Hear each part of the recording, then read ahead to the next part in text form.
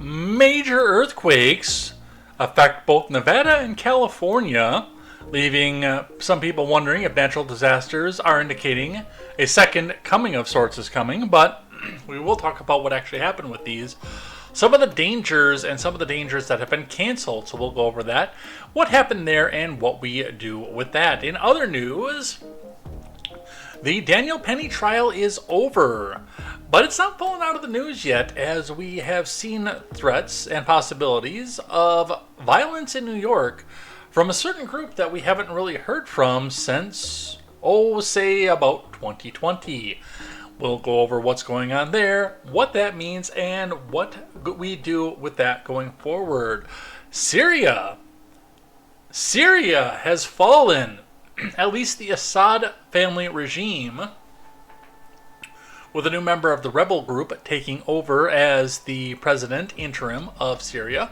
We'll go over what led up to this, where this goes, what happens now that this is over, and where Bashir al-Assad might actually be. I butchered that name entirely, and I understand. And the gentleman responsible, allegedly, for the murder of United Health CEO has been found, I guess.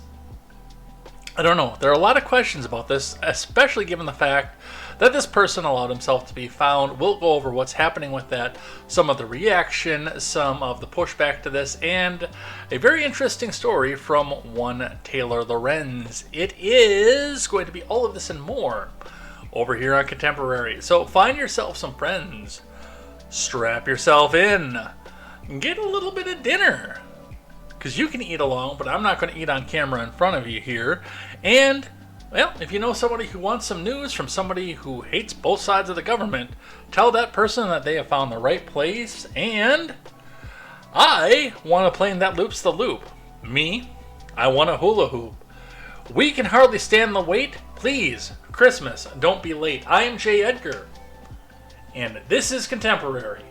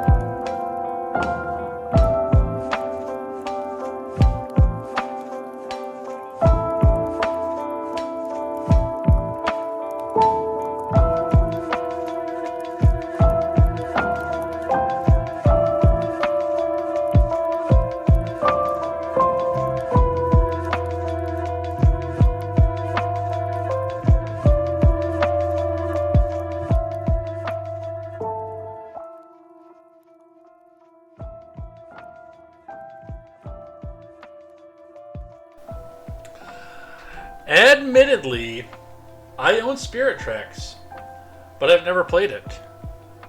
It was a gift from an old girlfriend. It is still on my shelf, by the way. I've been more open to it because, like, when it first came out, I thought it was just some cheap knockoff that Nintendo threw out there to just keep trying having a new Zelda game every so often. After I've read some of the lore that goes along with it now, I'm seeing that might have been a, I don't know, hasty decision on my part. I am still working through my playthrough of every single Pokemon game by generation, but I was doing a little bit of practice for an upcoming stream, or I was attempting to over the weekend, because a certain member of my audience requested that we do, for the next game, Skyward Sword, which, I mean, for Wednesdays, I do enjoy the thought of playing something I've never played before, still. I like the thought, I enjoy the concept of it, and I think it's going to be, it'll be an okay thing to do. What I'd like to do is take my GameCube over to one of the stores over in La Crosse and get it fixed, and then try to find an HDMI adapter for said GameCube, and then do Twilight Princess on stream. Couple reasons for that too. Like when I'm doing video game stuff, it holds me to a higher standard to finish if I have an audience and people are coming in and participating and actually watching what I play. Like BioShock, I don't know that I would have gone through all the way and seeing the ending if it wasn't for having an audience. Final Fantasy X is a prime example of that, because I have attempted to play that game beginning to end 4 times since it first came out in 2002, and I bought it when it was brand new in 2002. I even got the strategy guide for Final Fantasy X because I wanted to go out and see the end battle with Sin and finish it out and do everything else. Never happened until I played it on stream, and then, I mean, technically I still haven't seen the ending of it because the video card issue that happens with that particular game, it's a DirectX thing, and it just switches all the FMVs out to green screen. I cried a little bit when that happened. I did. I'm not going to lie.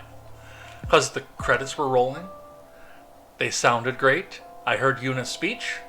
I saw nothing but green. And I sat like this, hands folded, with a tear in my eye, wishing that I would have been able to see it. It robbed a little bit of that for me. But again, the idea and the experience of going through and finishing it. Having the audience helps. It does. So with Skyward Sword, which I've taken for request, never finished it. I played a little bit of it just to kind of get the idea of it. So yeah, we'll go back and do that, and we'll finish that one out with the audience. I like the idea. And I've got other stuff on my computer where I could go back and do a beginning to end. I have Assassin's Creed. I've played that one a little bit, but I don't know. I keep getting stuck at a certain point, so possibly I could do that one on stream. I don't know. I'll figure that one out, but that is a conversation for a Wednesday night stream where we play video games. It's time to talk about the news. Not Huey Lewis, the actual stuff that's kind of fucked up in our world right now. So we got a lot to go over there. I didn't even pull the Dow for the day just to see where that one's at, but that's been hitting records. Tuesday, typically it falls a little bit, but it continues to go back and hit records. Dow Jones. Yeah, and it fell today again. It kind of just played jump rope with the previous close. We'll talk about that in just a bit when we're getting started here. So, yeah, bunch of stuff to go over here today. The Penney stuff, that's going to be a big portion of this. The serious stuff, really seriously, one of the things that I'm kind of... And I hope that under the Orange Man, we get a little bit of reprieve from this, but if we could just have a week, or even a day at some point that isn't a major turning point, epic day in news, or major historical day for at least a little while, that'd be nice. It'd be nice to not sit here and have to scramble for 2, sometimes 3 hours just to get all the stories of the week all organized. Because there's so much happening. Maybe the news cycle will calm down. I doubt it, but a guy can dream, can he? Anyway, let's get into the news. Before we do, make sure you guys go check out great programming such as the Daily Ignoramus. Overruled with Katie Zed, go check that out. I've got some interviews I'm starting to line up again now that election season is over, and I can take some focus onto some of that. So I've got some stuff I'm working on. Nothing is set in stone yet. I've got some people that are interested, and some people that I myself am interested in talking to. So watch for new episodes of Ed Talk to come out in the near future. And if you are one of my friends, watch for an opportunity to come in and sit on the Google machine and fact check us as we talk, so we can actually enjoy the conversation with each other without stopping to say, okay, let me Google that and have some dead air. Anyway, we're going to get down into the news today, so let's do that. If you enjoy what it is that you're seeing, you want to leave a comment on something, make sure you chat about it in the live chat. That does help me out. I mean, the like, comment, share stuff, that always helps out for any YouTuber, but it's really cringy to come back out and say it. You guys have been on YouTube long enough. Hit the like button if you like what you see. I shouldn't have to say that. It does help me out, but nothing helps out, especially with live streaming. Man, I got a little tuft of hair going on over behind my headphones. Nothing helps me out in live streaming more than conversation going on in the live stream. Even if it's Palm just talking to herself for a little while. That helps out a lot because the more chat that rolls in, the more you get promoted out to the front page. That is the algorithm for YouTube and Twitch and DLive and Rumble, by the way. So if you're on any of those platforms, that really does help out. So go and check that out, and let's get started with the news.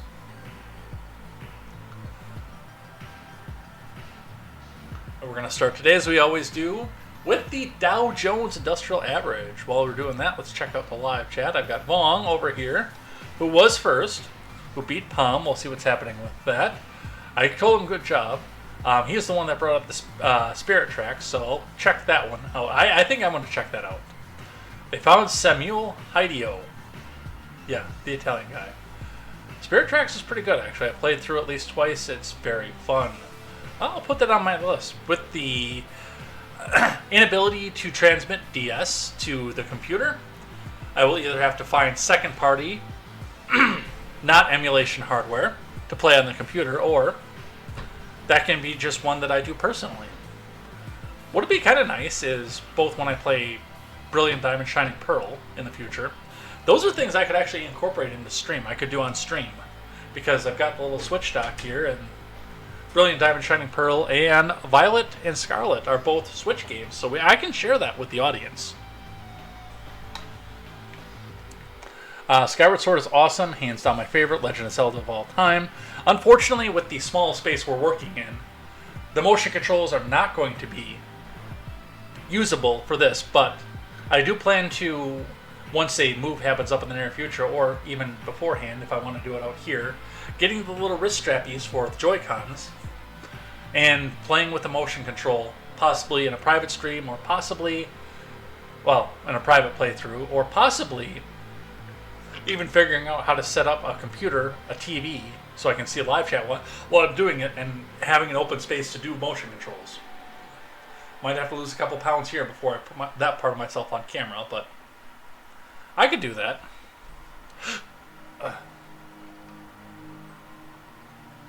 Hi, Leaf says, what type of riots will we see in New York? We'll be talking about that in just a bit. And will there be riots in other cities?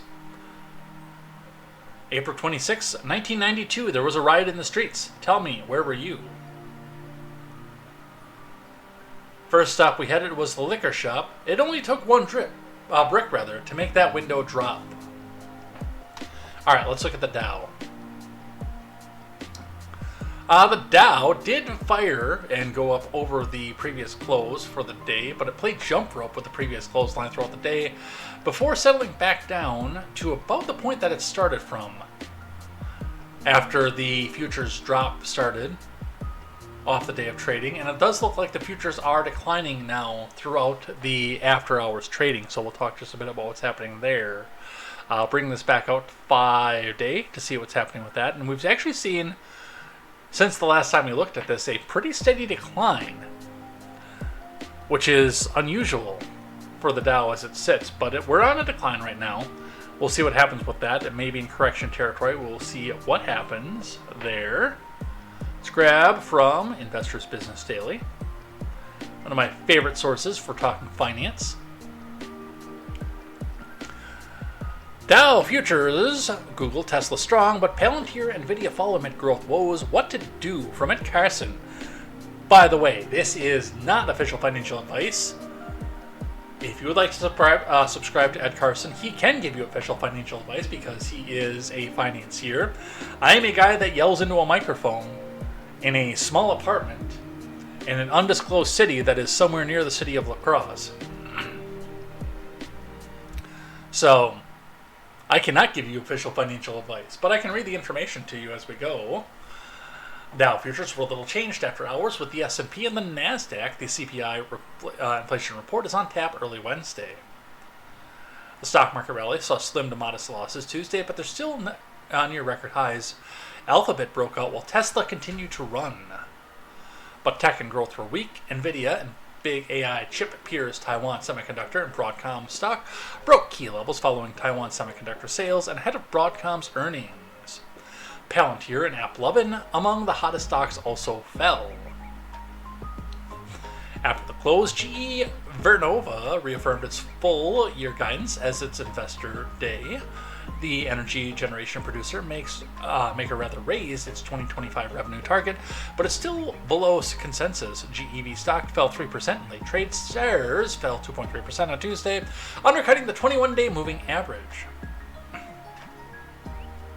Nvidia, Google, and Insulet are on the IBD leaderboard, with Tesla on the leaderboard watch list.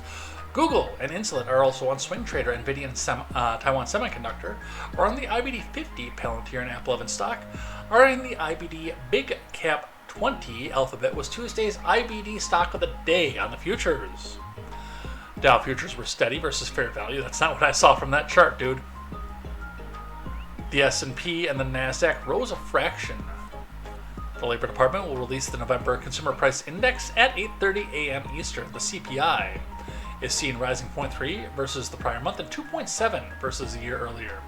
I would laugh my balls off if it went higher than that. As a final fuck you to Biden. I don't think that the big banks that control this and report everything that comes out of this, I don't think that they would do that because it's Biden, but I think that would be a final fuck you. A big middle finger to the Biden admin. Highleaf says, also look at the New York electoral map for 2020 and 2024. And I mean, the city of New York and how small area voted. Would you like a link to it? Yes, please put that in the Discord if you could.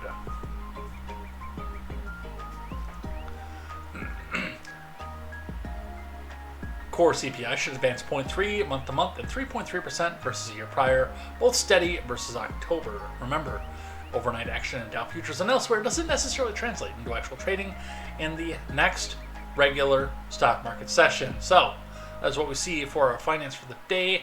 Let's talk Mr. Daniel Penney. But first, that's right, I put these at the top. If you or a loved one knows somebody in California or Nevada, do check on them. 5.8 magnitude earthquake strikes Nevada, shaking felt as far west as California. From USA's Today's Gabe Huari, Brett McGinnis, Shaban McAndrew, and Ariel Smith. A 5.8 magnitude earthquake hit Nevada Monday afternoon, according to United States Geological Survey, with shaking felt as far west as California.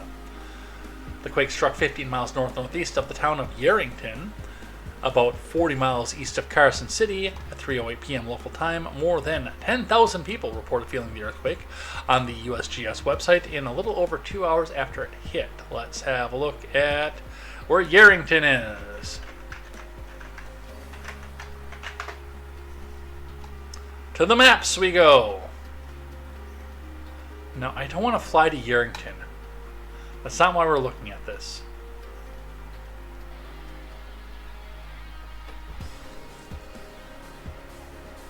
So that is fairly in the middle of nowhere, close to Reno, well, close relatively to Reno, far from the city of Las Vegas and the plot of Fallout New Vegas, but in the vicinity of where Fallouts 1 and 2 took place, if you're using Fallout as a reference. So you're a ways east in of Sacramento, a little bit southeast of Reno, and a ways northwest of Vegas. If you know anybody in that area, do check on them. I will be checking on one of my friends that lives in that area, definitely.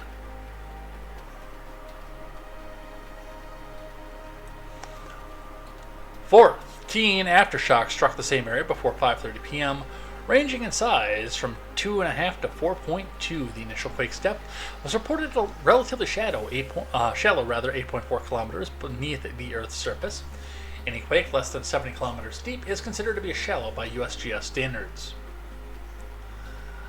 Strong to very strong shaking was felt near the earthquake's epicenter, according to a USGS intensity map, with Carson City and Reno seeing light to moderate shaking.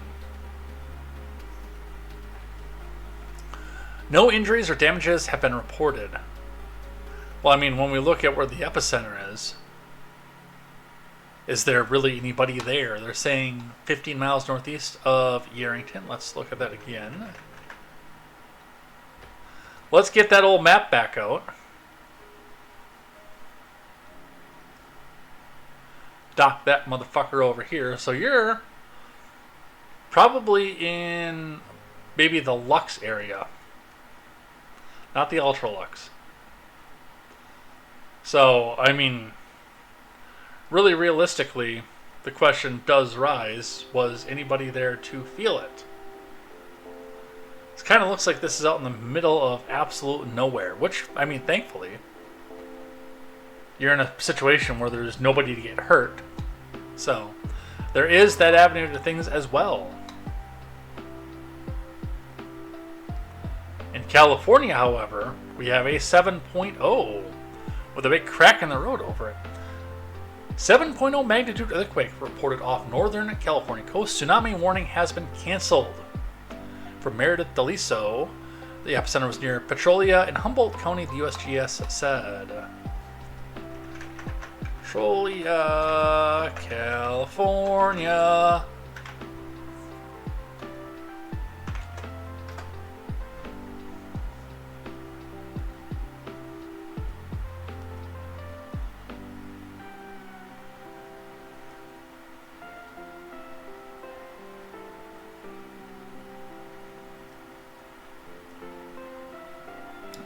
So there we're even considerably further north to Sacramento.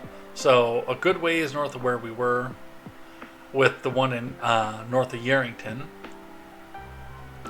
You're a little bit east-southeast of Redding, California. In a place, again, where there's not a lot of people here. This is in Humboldt County. But you've got conservation area, state park. I see a lot of windy road and not a lot of population up here. So, two instances where stuff could have been a lot worse, I feel. A 7.0 magnitude earthquake was reported off the coast of Northern California on Thursday, according to the USGS. The epicenter of the strong quake was off the coast near Petrolia in Humboldt County, USGS said. Also, a tsunami warning that has been issued for the coastal areas in California and Oregon, including San Francisco, was canceled just before noon on local time.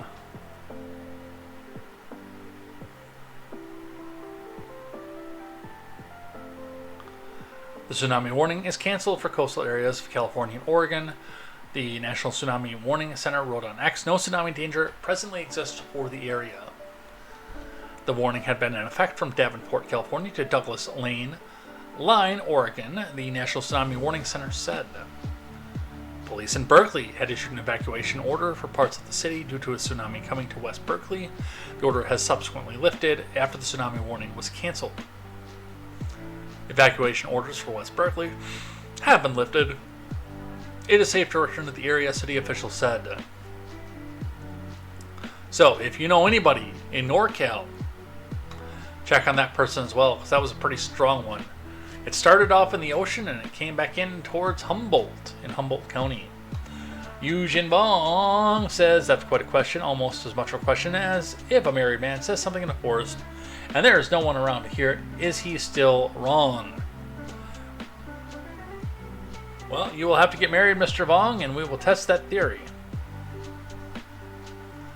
Alright, so there is our natural disaster alert for the day. Let's talk about Daniel Penney, starting with NPC News today. Daniel Penney found not guilty in chokehold death of Jordan Neely.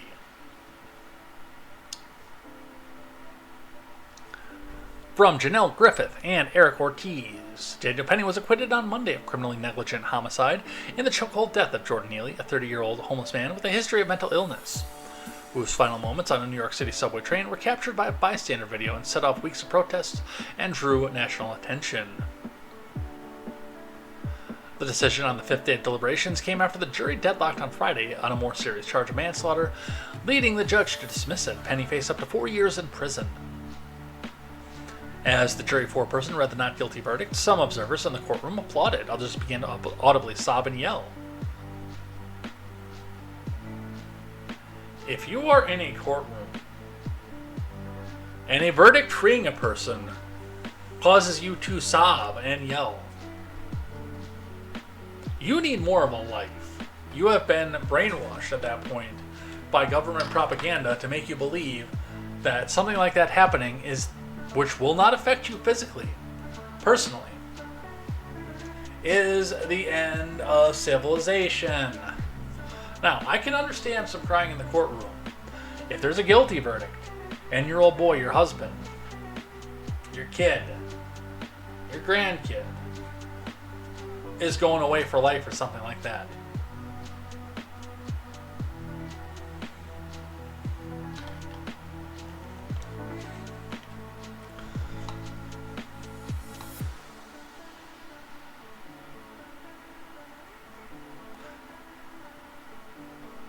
Neely's father, Andre Zachary, who was escorted out. "This is America. That is the sound of black pain," one person said outside the courtroom in Lower Manhattan to the reaction. "You guys are not a monolith. As much as my friends in the Discord would like you to believe that all of you are a monolith, you are not. You are individuals with individual agency." Chants of "no justice, no peace" could be heard echoing from outside. The case divided people in New York and beyond, in some cases along political and racial lines, because it was meant to. Neely was black, Penney was white. Some people viewed Penney as a callous and his actions as criminal. On the day that he encountered Neely, who had been shouting and acting erratically when he boarded a subway train in Manhattan on May 1st, others contend Penney was selfless in his attempt to protect fellow passengers. Manhattan DA Alvin Bragg said he respected the jury's verdict. The jury deliberated for about an hour on the criminally negligent homicide charge after about 4 days spent considering the manslaughter charge. Their lengthy deliberation and the totality of the facts and the evidence underscored why this case was put in front of a jury of Mr. Penney's peers, Bragg said in a statement. While being notably angry, of course, the anonymous jury, we'll touch on that in a little bit, made up of 7 women and 5 men, were told before they began deliberating that they had to come to a unanimous decision on the top charge of manslaughter in the second degree before moving on to consider criminally negligent homicide, but Maxwell Wiley changed that order on Friday after jurors twice sent a note saying they could not reach an agreement. The judge had also instructed jurors to decide whether Penney's actions caused Neely's death and, if so, whether he had acted recklessly or in an unjustified manner. Now, this happened yesterday, and thus far, I have not seen a dox of the jurors. Now, do I believe it's coming? It is possible. I'm not saying that somebody out there has the identities of the jurors with a political axe to grind that definitely 100% is going to put it out to the public for making the wrong decision. But I am going to say it's within the realm of possibility. In today's fucked up political world, where something like this is divided directly on political lines, yes, it's within the realm of possibility that somebody would do that. Before he encountered Penney, Neely, a former Michael Jackson impersonator, ranted about being hungry and thirsty and said that he wanted to return to jail and he didn't care if he lived or died. Witnesses testified Penney, a former Marine and Long Island native, placed Neely in a chokehold that prosecutors said lasted about 6 minutes. The New York City medical examiner ruled that Neely died from compression to his neck as a result of the chokehold. Neely's uncle, Christopher Neely, said he was taken aback as the verdict was announced because he thought the jury would at least convict him on the lesser charge. At least give him a charge, because it should be some type of penalty that should have been handed down to Danny Penney, period. They gave him no penalty, and I feel like the jury gave up on us, Neely said. Dante Mills, a lawyer representing Neely's family, said at a news conference that he was disheartened by the verdict on Monday, as supporters held a picture of Neely dressed as Jackson. Yeah, they don't put any pictures out of Neely in the rags that he was wearing on the day that it happened, or really any pictures of him actually being a menace on the subway. It's always, he's the gentle Michael Jackson impersonator. They did the same thing with the Ferguson case as well. The gentle giant. Look at him in his cap and gown.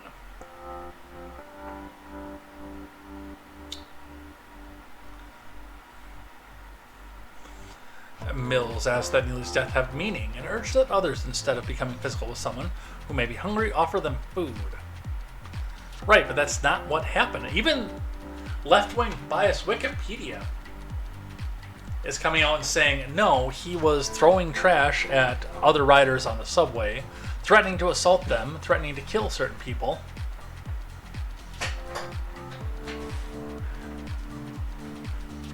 And it does appear that Penney's only intention was to hold Neely until proper authorities could arrive.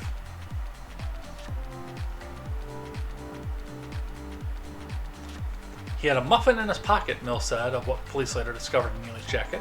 Jordan must have wanted someone to acknowledge him on the train, but instead he was choked to death.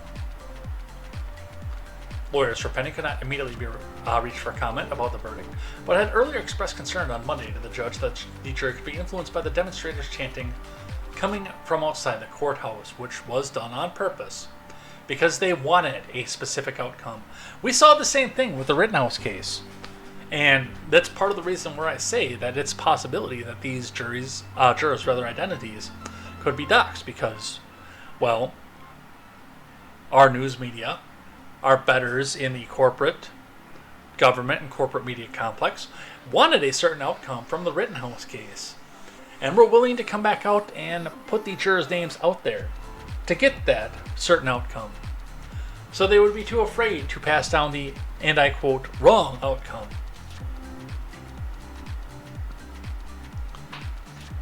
During the trial, Penney's attorneys told jurors that he stepped in because he believed Neely might attack other passengers, and he had only intended to restrain him until police arrived, which Penney also told police. They also argued that Neely was not killed by the chokehold, and that it was impossible to measure how much pressure Penney had applied. Well, yeah, after the fact. That's reasonable doubt in and of itself. A forensic pathologist hired by the defense testified that Neely died from a combination of schizophrenia, synthetic marijuana, sickle cell trait, and the struggle from being in Penney's restraint. But the medical examiner who performed the autopsy on Neely, Dr. Cynthia Harris, told jurors it was her medical opinion that there are no alternative reasonable explanations for his death, and that those proposed by the defense were so improbable it stands shoulder to shoulder with the impossibility. Again, when for political reasons you're attempting to come to a certain predetermined outcome of these things, it's very easy to understand where a government medical examiner can come back out and say, no, it was this and absolutely nothing else, and you're a racist if you say it's anything else. So that is where we are at with that. This did raise a lot of controversy, and there is a lot of controversy that comes with this. We'll touch on a couple of the other articles in a moment. I want to talk a bit about what was meant by this. When we look at the fact that what was on trial was standing in to defend people on a subway car by someone who is trained to defend the American people. I mean, if I saw the same thing, I'm not the kind of person who would be out there start recording this up on the cell phone. I'd be the person recorded. And while I myself would probably not go and grab a chokehold right away because I'm not trained to do so, in that sort of restraint, I would try to at least keep myself in between the passengers and the assailant. Now, race, of course, was on trial with this as well. With the fact that, that's the center of everything that's with this. Neely was black. Penney was white. If Penney had restrained and chokeholded a white person, and yes, there are people like that have mental problems in New York as well, we would have never heard either one of the names. He probably still would have gone to trial, but it would not have made public news. I was talking with Palm about this a little bit earlier on today. explaining the situation, and I use Wikipedia as my reference for this because, well, with their bias and everything else, like, I can go read from the Daily Wire and get a certain outlook off of this. Or, as we just saw here, I can get from NBC and get another outlook from this. But we were talking about this, and, I mean, a lot of things came up about it. But one of the big things that was talked about was, okay, is self-defense on trial here, or the defense of others? And I also pointed out the fact that in a lot of these cases, the stuff that gets projected to the front page news media, the stuff that gets to the top of a news cycle, that we're independent journalists, like myself, have to comment on some of this stuff. It's carefully curated by the media because it's divisive. Because people on the left wing of politics can be easily swayed to believe that Neely did nothing wrong, that because he was a beloved Michael Jackson impersonator, then he's automatically innocent of everything and nothing bad happened. And Penney is white, and he's automatically the oppressor, and he killed just for racial reasons because he saw a black person and he said, must kill, must kill, must kill. And, I mean, the people on the right. I saw this with the Patrick Loyola case, which never made headlines, but was talked about on Contemporary. And we talked about that. I talked about that with Palm too. The same idea. The stuff where it's pretty cut and dry that the government, the police officer, the person putting the chokehold, etc., was 100% in the wrong. Like in the Loyola case where the guy was down, restrained, and still got his lungs blown out for his trouble, for running. That never made a national headline, even though that was very, very cut and dry. A position of police brutality that should have been protested. But that wouldn't have divided people, because even people on the right, with the exception of a few, would have come out and said, no, Mr. Officer, that was wrong. And I know that too because some of the people in my Discord held the automatic response that Loyola was in the wrong because of the color of his skin. Same with Neely. There are a lot of people out there who just said that Neely was in the wrong literally based on the color of his skin. Whereas honestly, I do still think that he was in the wrong based on what was alleged. And I don't know if there was any video that was released of what actually happened on the subway, but what was alleged by several eyewitnesses that he was doing there. But it's another thing that was meant to divide us. To get us at each other's throats.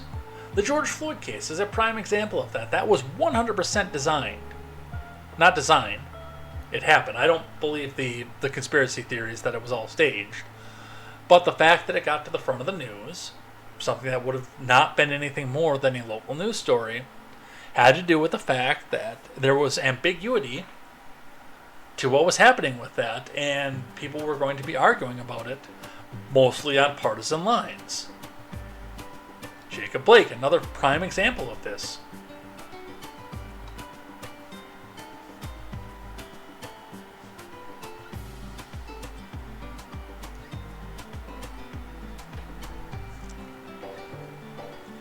So we're going to reach back a little bit on this one here from Fox 5 New York, just to touch on the charges that he faced before the jury decided his ultimate fate, from Michael Stallone over at Fox 5 New York. What Daniel Penney trial, what charges does he face? What do they mean? Briefly. Let's see.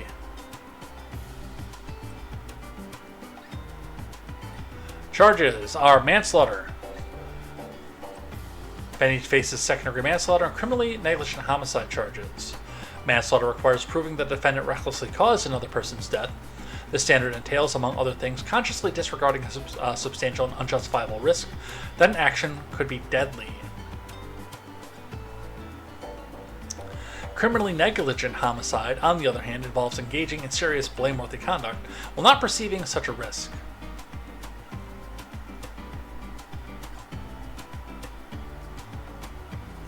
It's always funny that they put these two next to each other because you have a charge that says without intent and a charge that says with intent.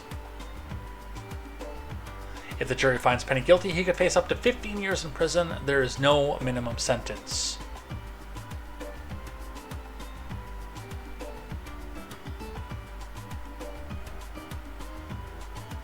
What else do we have? Come on, close the window, you fuckstick. Who is Daniel Penney? What we know about the Marine vet acquitted in Neely's subway death. Daniel Penney, a Marine veteran. Penney served 4 years with the USMC, and his platoon sergeants testified at the trial. Let's get rid of this. They spoke about the Marine Corps values of honor and courage and commitment, saying that if a member does not uphold those values, they will not be promoted. Penney's attorneys asked if he had a reputation of being calm and peaceful, to which one sergeant said, "Absolutely. You have to be someone who displays empathy above reproach," he said. Another sergeant added, "If you give him a task, I know it's going to be completed and done right." Penney's martial arts instructor from the Marine Corps, Joseph Cavalier, also testified about the chokehold he used on Neely, saying Marines are trained not to hold a choke longer than 5 seconds. On cross, the instructor said 5 seconds is not applicable in the real world and each situation dictates. Cavalier said properly applying a choke would render your aggressor unconscious. Then Marines are told to release pressure immediately. Otherwise, it could lead to injury or death. He went on to testify about the differences between a blood choke and an air choke and walked the jury through the video of the chokehold that was used frame by frame in one particular shot. Cavalier said it appeared Penney's forearm was pressing against Neely's trachea. "Is this an improper blood choke?" the prosecutors asked. "Yes," Cavalier said. "Is it potentially lethal?" prosecutors asked. "Yes, absolutely," Cavalier said. On cross, Cavalier said it was hard to tell if pressure was being applied at certain times and that during a struggle, arm placements can shift. Cavalier also added he couldn't tell from the video whether Penney was ever applying a full blood or air choke. After leaving the Marines, Penney took time to travel and apply to colleges. His mother, Gina, said on the stand he was 24 at the time of the incident. His mother said he was pursuing a degree in architecture from the New York City College of Technology and planned to later transfer. He was living in an apartment in the East Village, teaching swim lessons at the gym, and working at a restaurant in Brooklyn. Neely was a 30-year-old subway performer known for his Michael Jackson impersonations. Records show he struggled with homelessness and mental illness after his mother was murdered in 2007. His death sparked days of protests and questions about how New York City responds to people in mental health crises. "My son didn't have to go through this. I didn't have to go through this either. It hurts. It really, really hurts," his father, Andre Zachary, told CBS News after the verdict. "What's going to happen to us now? Had enough. This system is rigged. Come on, people. Let's go do something about this." Which, by the way, is a call to action. So if there are riots, then Mr. Zachary could be held to account for inciting them. "No one deserves to be choked to death," said Gwen Carr, Eric Garner's mother. "I tell this family, do not give up, because that's what they want you to do. They want to discourage you, just like they tried to discourage me. 10 years later, I'm still fighting."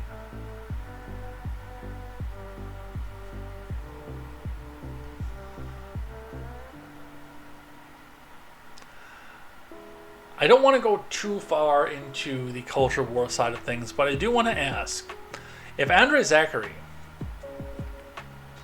was that torn up about the fact of what happened to his kid, is there a reason that Neely was not brought back into Mr. Zachary's home, where he could be cared for, had the roof over his head, not have to worry about, "I'm hungry, I'm living on the streets, I'm cold," things like that? Alvin Bragg, most surprised by Daniel Penney acquittal, says legal scholar, "Not how he planned this." From Taylor Penley over at Fox News. Alvin Bragg is likely the person most surprised by Penney's not guilty verdict. George Washington law professor Jonathan Turley told Fox News shortly after the jury's decision. The acquittal was not entirely expected, because this is not obviously how District Attorney Bragg had planned this. The Scholar said on Monday on the Faulkner Focus. The way the case was going was along the sort of design that Bragg had to force a compromise verdict. When the jury deadlocked over the more serious crime, the judge went ahead and allowed them to consider the lesser offense, which they were not supposed to in the beginning. That is basically what Bragg had hoped, that if he could get the conviction on the more serious crime, which was unlikely, that he would come back and compromise and convict him on the lesser offense, which still came in with a potential penalty of 4 years. So I think that the most surprised person in the room may be Alvin Bragg, because you have a jury that apparently couldn't agree on the more serious offense. But then they came back and they said, but we do agree that he's not guilty of the lesser offense, so it's not exactly how this was supposed to play out in his view. The problem is that the lesser offense required intent. Intent to kill.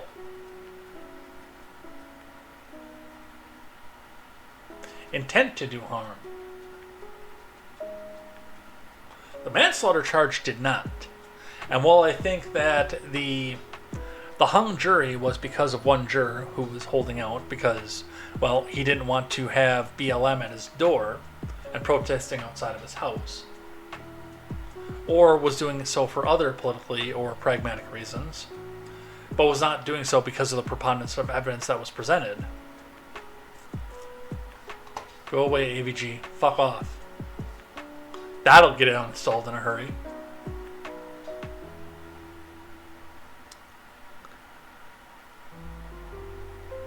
But negligent homicide does require intent to harm. And I don't think that the standard of proof was met for that. What else do we have? So, Mike Engelman says, I'm no lawyer, but the judge dismisses the voluntary manslaughter count due to a hung jury. But allowing the jury to deliberate on the lesser charge goes against the original jury instructions by the judge, doesn't. What am I missing here? Judicial misconduct. With a screenshot from the jury instructions highlighted, if you find the defendant not guilty on count 1, manslaughter in the second degree, for the reason that the people have failed to prove beyond a reasonable doubt that the defendant was not justified, then you must not consider count 2 criminally negligent homicide. And you must also find the defendant not guilty of that count. Which technically I think the jury did, because it does appear that they found not guilty because they failed to prove guilt or vote to find guilt on charge 1. Although considering this also comes forward based on the fact that they didn't find not guilty, the judge dismissed the charge. They failed to come to a consensus at all. That was a hung jury, so that may be a point into the favor.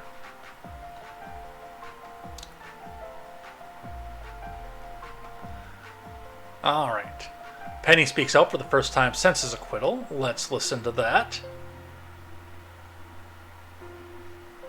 Be streaming tomorrow. Daniel Penney breaking his silence in an exclusive interview with Judge Ginny Pirro. That's going to be streaming tomorrow on Fox Nation, just one day after a jury in Manhattan cleared him in the subway chokehold death of Jordan Neely. The former Marine revealing what was racing through his mind in the moments when he was on the subway floor, subduing Neely, a schizophrenic homeless man who was high on K2 and railing violently at passengers. He was just threatening to kill people. He was threatening to go to jail forever, go to jail for the rest of his life. And now where I'm on the ground with him, I'm on my back in a very vulnerable position. If I just would have let go, now he turns. Why is that a vulnerable position? Well, he could, if I just let him go, I'm on my back now, he can just turn around and start doing what he said to me. So Killing, hurting. The former Marine enduring years of vicious left-wing attacks who vilified him as a racist. But Penney has no regrets, and here's why. what in you caused you to want to get involved? I mean, I'm not a confrontational person. I don't really extend myself Like, this type of thing is very uncomfortable. All this attention and limelight is very uncomfortable. And I would prefer without it. I didn't want any type of attention or praise, and I still don't. The guilt I would have felt if someone did get hurt, if he did do what he was threatening to do, would never be able to live with myself. And I'll take 1 million court appearances and people calling me names and people hating me just to keep one of those people from getting hurt or killed. Daniel Penney also sending a message to liberal city leaders whose policies led to what happened on that subway. Watch. These public officials would do something so self-serving. But how does it serve them to hurt you? Just political gain. I mean, these are their policies that are, and I don't mean to get political. I don't really want to make any enemies, really, although I guess I have already. But I mean, these are their policies that have clearly not worked, that the people, the general population, are not in support of, yet their egos are too big just to admit that they're wrong. So, a lot of stuff that's going on with that too, and I mean, really realistically, it's easier to go back and put someone in jail than to go and face your own failings, even not necessarily trying to enrich yourself, but your own failings. All right, from the New York Post. Jordan Neely's father sues Penney as NYC jury deliberates verdict for subway chokehold death. With the verdict that came down, this is going to go, I think, nowhere. Well, let's read from Patrick Riley and Kylie Schinzer. Jordan Neely's father is suing Penney over his son's chokehold death on a New York City subway as the jury deliberates whether to convict Penney of manslaughter. The suit, filed in New York Supreme Court on Wednesday, accuses the Long Island Marine veteran of negligent contact, assault, and battery that caused injuries in Neely's death last year. Neely's father, Andre Zachary, demands judgment awarding damages in the sum which exceeds the jurisdictional limits of all lower courts, which would otherwise have jurisdiction according to the lawsuit. It was filed Wednesday as jurors in Penney's 4-week-long Manhattan trial broke for a second time without reaching a verdict. Now, when I see stuff like this, again, my question, first and foremost to this, is how much of a role did Andre have in his son's life?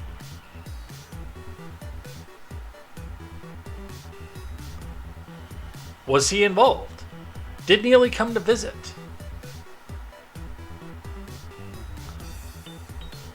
I'd be curious to know what the relationship was before any of this. But with the verdict, it is going to be very difficult to have another court come back in and say, well, yes, he was found not guilty of these charges, but he is also liable for the charges.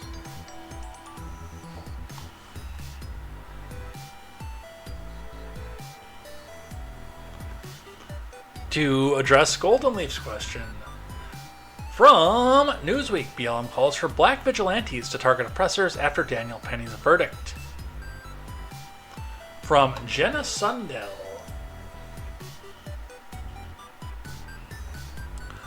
a New York BLM leader called on black vigilantes to retaliate after Daniel Penney was acquitted on the subway chokehold trial on Monday. Penney, a 26-year-old Marine, was facing charges of secondary manslaughter, negligent homicide. The manslaughter charge was dismissed on Friday after the jury declared it was deadlocked 20 hours into deliberations. The jury acquitted Penney on the negligent homicide charge on Monday. Penney was accused of killing a 30-year-old Jordan Neely on the New York City subway in 2023. Neely, a well-known Michael Jackson impersonator, boarded the subway and reportedly began threatening people. Penney allegedly approached him from behind and placed him in a chokehold. "We need some black vigilantes," New York BLM co-founder Hank Newsom said following the verdict. "People want to jump up and choke us and kill us for being loud? How about we do the same when they attempt to oppress us? Please do tell us, what is being oppressive? What's oppressing you?" And I am one that believes in oppression, but I believe it comes from the government. So let me ask you, Hank Newsom, which government official are you going to jump up and choke? Which person that redlined you are you going to choke out in public? How do you think that's going to go for you, especially with many of these people having private security? Or are you just going to go back out and pick a random white person who may or may not be politically on your same side, who may be a donor to your organization, and just say, you are the sacrificial lamb for all of our grievances? The Mogwai says, "After you forgot this is America, if you get offended, you sue." There was an episode of Married with Children where a guy broke into the Bundy's house and got punched and then sued the Bundys. Isn't far from the truth in this society. Bear, bear, bear. Thank you, the Mogwai.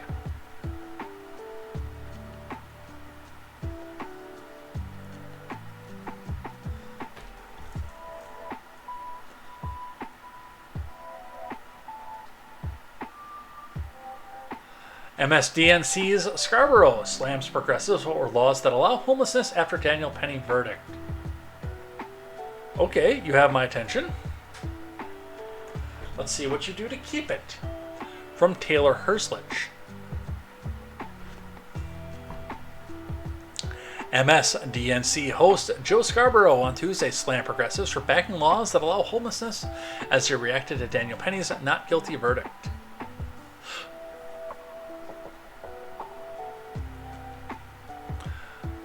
The fact that some progressives have said, basically, let's pass laws that allow homelessness, and incredulous Scarborough said Tuesday morning during Morning Joe.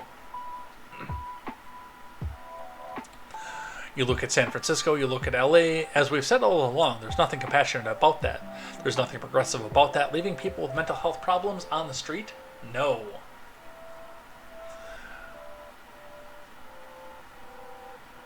So I asked this to Scarborough.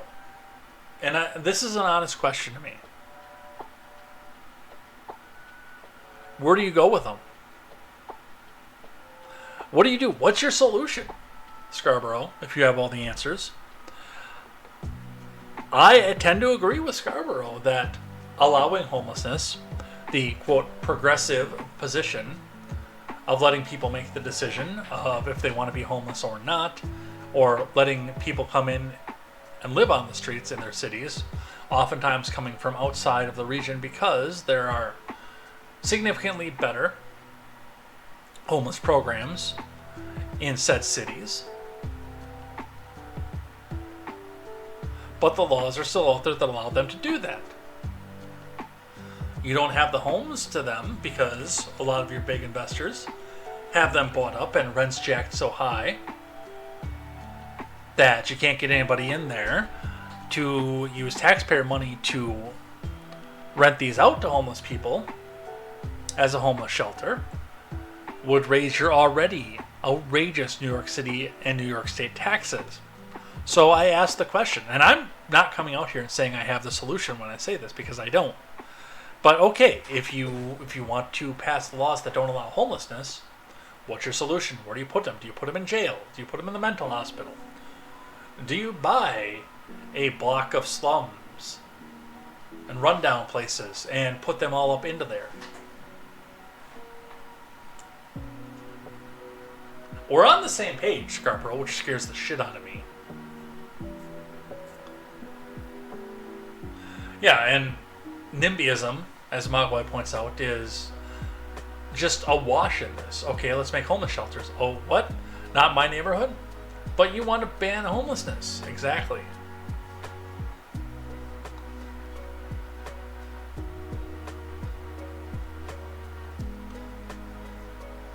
BLM leaders rebuke Penney and the jury and judge as white supremacy in Brooklyn,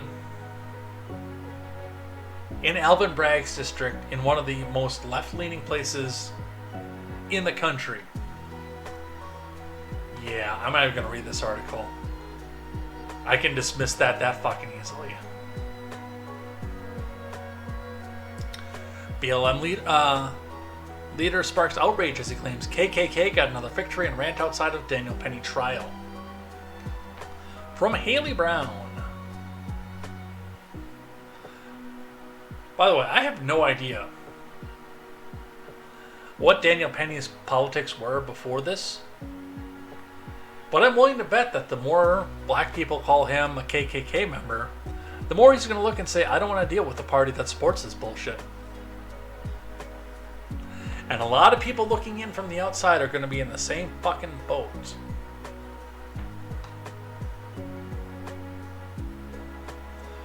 Racism has its tentacles all over this case and all over the minds of white America, Newsom said. A post by a user on X accusing Newsom of trying to intimidate jurors, who will return next week to deliberate on a lesser charge of criminally negligent homicide, has 14,000 likes. Radical BLM activist Hawk Newsom is behind the protests outside the courthouse trying to intimidate the jurors in the Daniel Penney trial. Why are they allowing this? Wrote user Matthew Nicole.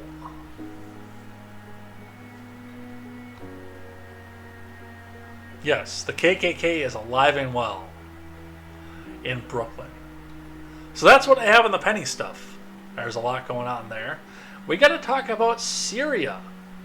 And we're going to go outside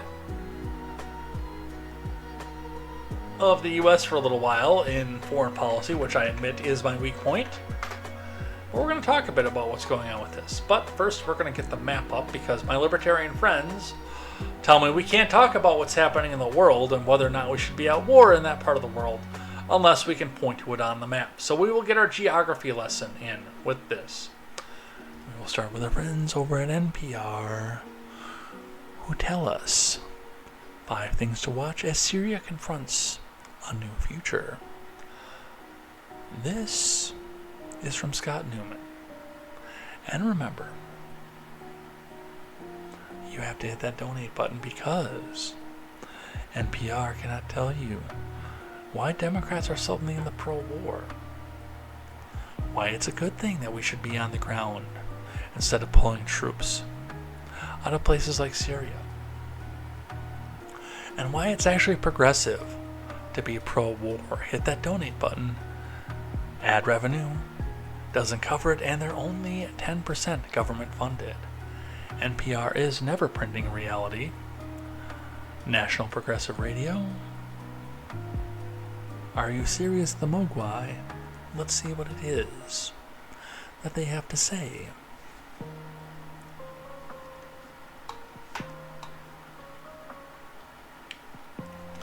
The Islamist rebels, whose swift seizure of Syria over the weekend toppled the longtime dictator Bashar al-Assad, have not only ushered in a new unsettled new era for the troubled country, but they promise to reshuffle the region's fraught geopolitics.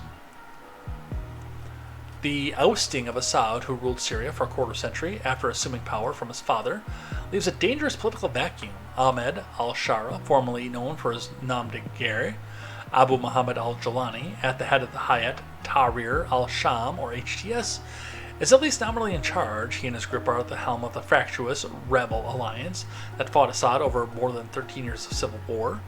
Formerly, a civil war that we started, by the way.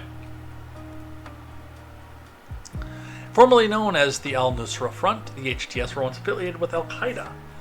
Although Shara claims to have broken ties with Al-Qaeda, the HTS remains a U.S. State Department list of terrorist organizations, which means that they get weapons, money, and funding.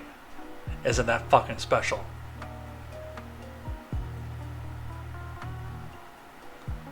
Alright. 5 things to watch. How smooth will the transition be? While Assad and the other regime figures fled Syria in the hours before the rebels seized power in Damascus, Mohammed Ghazi Jalali stood his post working with so that the transitional period is quick and smooth, Jalali told Sky News Arabia on Monday, according to the Associated Press. Having Assad's prime minister stand was clearly an arrangement with the rebels, said Joshua Landis, a Syria specialist at the University of Oklahoma. They've worked it out. What seems to be a temporary peaceful handover of power.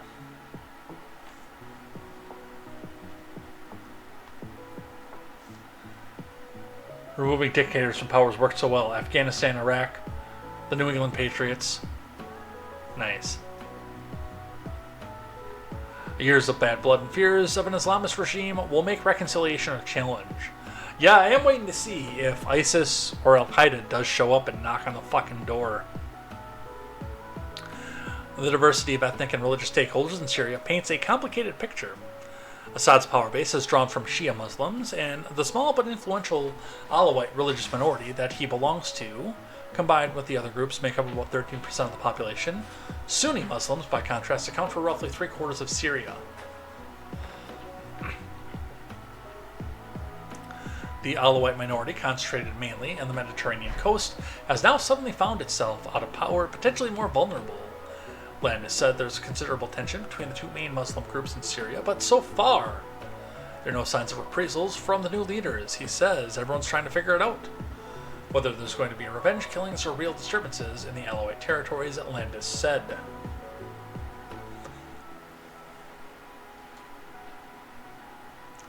There are millions of Syrian refugees waiting to return home. Believe that when I see it. The risks of a power vacuum are very real. Again, ISIS, Al-Qaeda, Hezbollah. Who's going to move in first?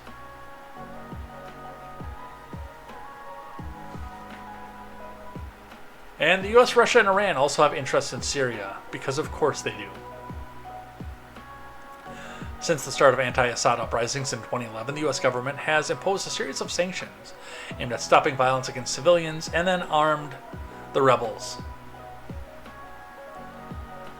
Even so, Biden, in a televised address on Sunday, expressed concerns about the post-Assad government in Syria.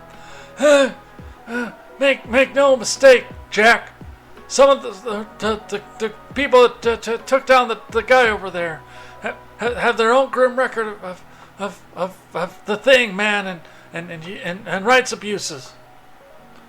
We've taken note of the statements by the leaders of these rebel groups and the thing, man. But they'll take on more responsibility. We will asses. I'm sorry, that says assess. Not just their words, but their actions, man.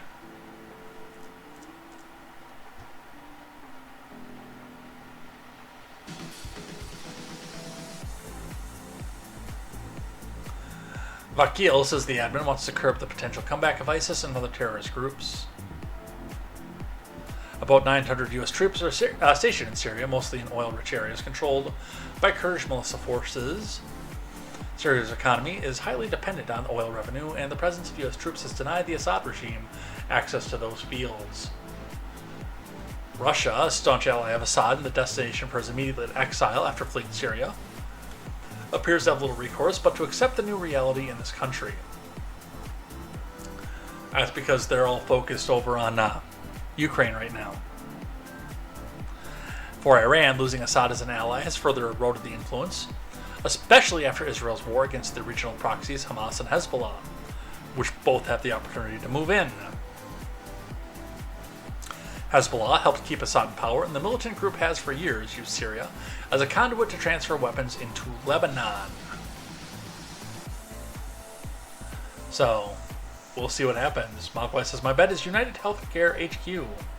Less chances for people being in danger. I don't know. We'll see. Reminder, Syria has a coast on the Mediterranean with a major amount of ports. Borders with Iraq, which means that there is Iranian influence to it. With Lebanon, Jordan, and Israel. all also involved in this, with Israel also holding a disputed border with Syria.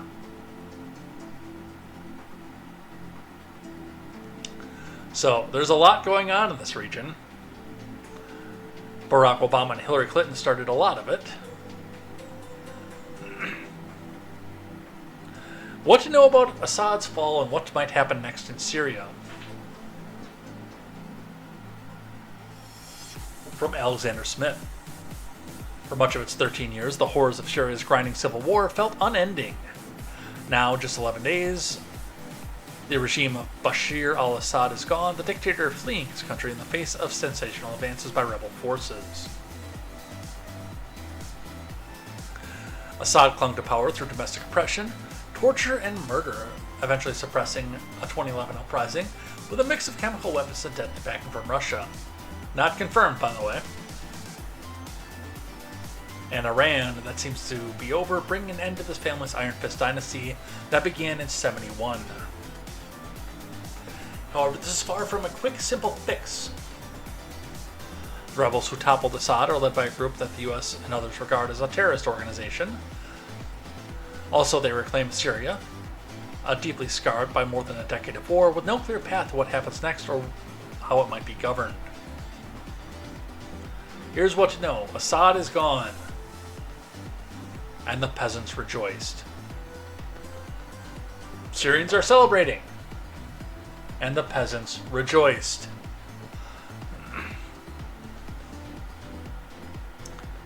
How does the US fit into all of this? I'm glad you asked.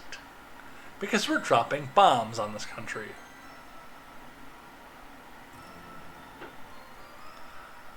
Biden and his officials have welcomed Assad's fall, while voicing caution at the potential for further violence. You know why? Because their people started the whole fucking thing. So,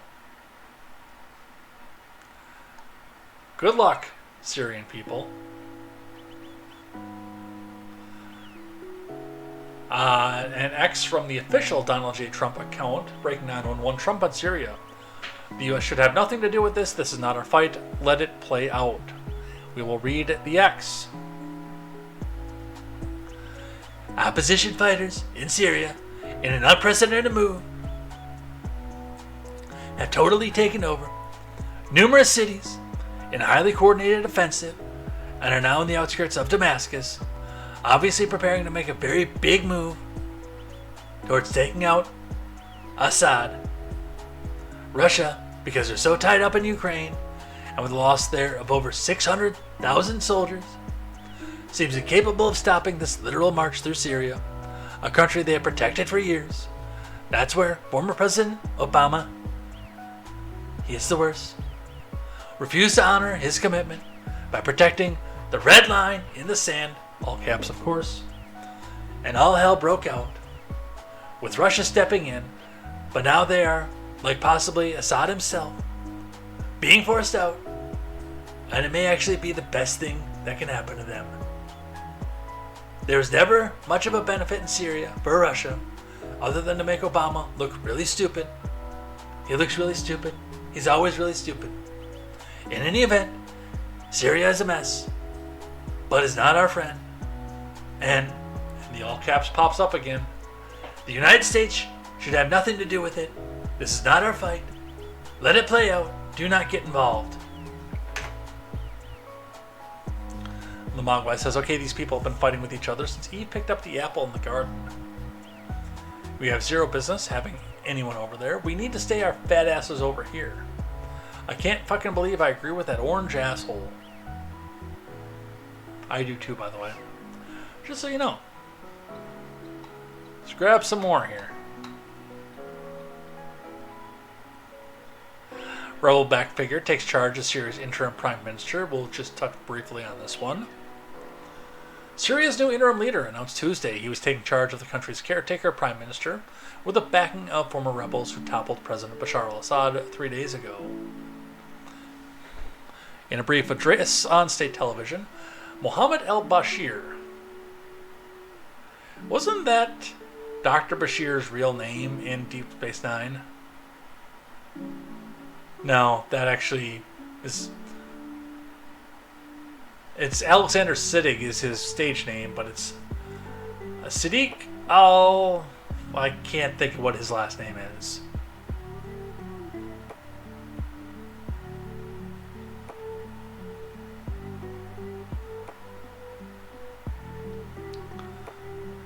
Figure little known across most of Syria, who previously ran as an admin in a pocket of the northwest controlled by rebels, said he would lead the interim authority until March 1st. This goes back to Reagan, going back to Lebanon. I got news for you, dude. This goes back to Wilson.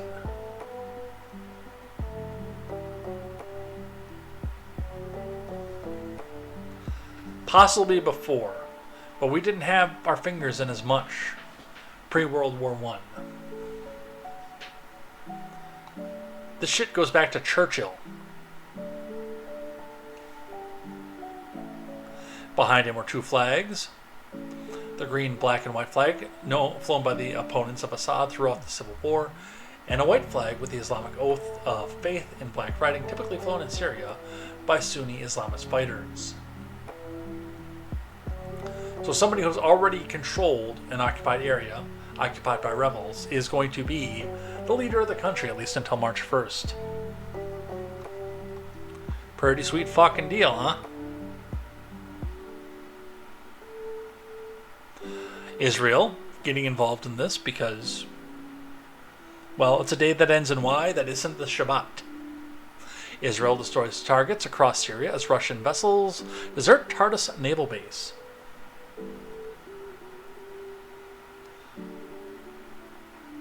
From Tom Nicholson. Israel has conducted at least 350 airstrikes in the past 48 hours on targets in Syria as its military seeks to neutralize potential threats following the ouster of Assad. Israeli military spokesperson Avishai Adre posted on X on Tuesday. The strike hits weapons production sites, anti-aircraft batteries and airfields, while Israel continue to move troops into Golan Heights buffer zone on border with Syria. The attacks have hit production sites in Damascus, Homs, Tartul, Latakia, and Palmyra, Adre wrote. During a visit to the naval base in Haifa, Defense Minister Israel Katz said the objective was to destroy strategic capabilities that threaten the state of Israel. The port city of Latakia on the Mediterranean Sea came under heavy attack. The BBC reported the Syrian Observatory for Human Rights said that the Israeli warplanes had damaged or sunk about 10 Syrian naval vessels that leveled the Barza Scientific Research Center in the town. So what he's talking about, what they're all talking about, we have the buffer zone, the demilitarized zone, near the Golan Heights, next to the Sea of Galilee. That, by the way, was where the calming of the storm happened. And I believe, I'd have to read my Bible again, was also the shores where the feeding of the 5,000 happened.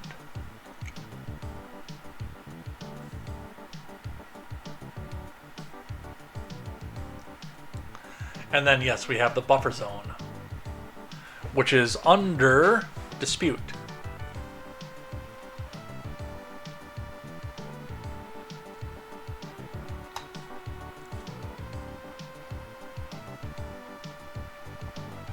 Oh, let's go back to that map. Because we've also got the port city, Latakia, where the Navy is stationed.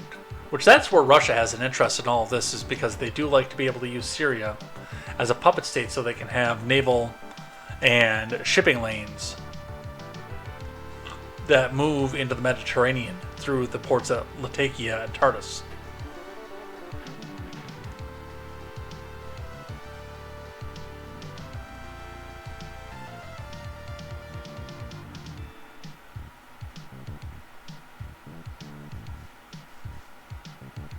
Where's my cursor? There it is. And the U.S. has launched airstrikes against ISIS camps in Syria. Why? Because of course they did.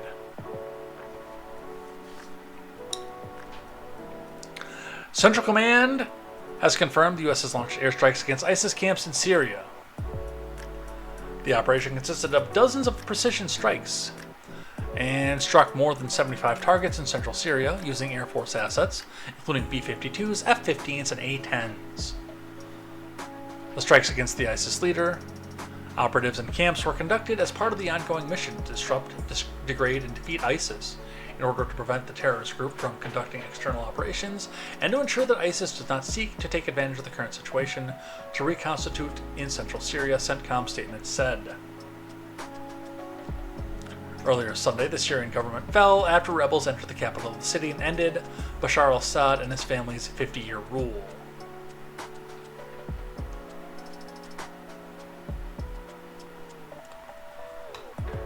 Because, yes, of course we're involved.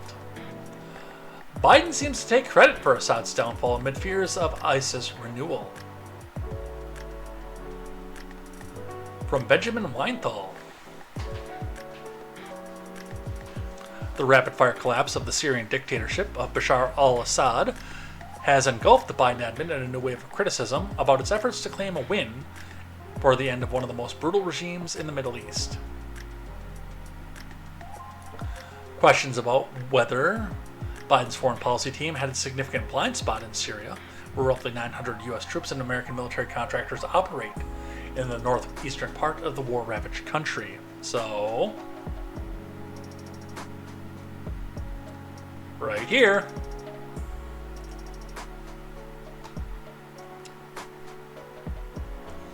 Speaking from the White House on Sunday, Biden seemed to claim a much-needed victory for his admin's foreign policy.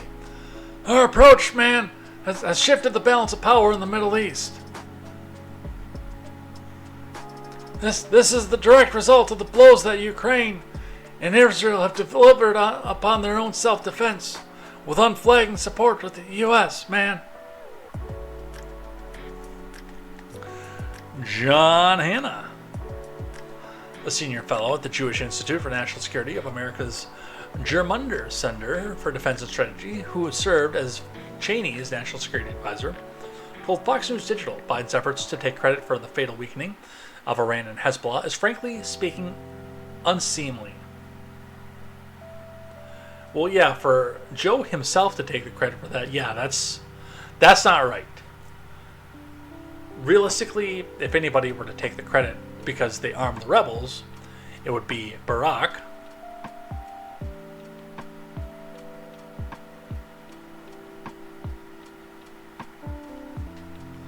But yes, we did destabilize that entire region. Mogwai says, is their newscaster the helmsman for Captain Kirk? Let's see, that'd be Hikari Sulu. I did not see that name. I believe you're right on the feeding of the 5,000. I believe I am as well. ISIS see clearly now. The regime is gone. I can see no obstacles in their way. I like that one.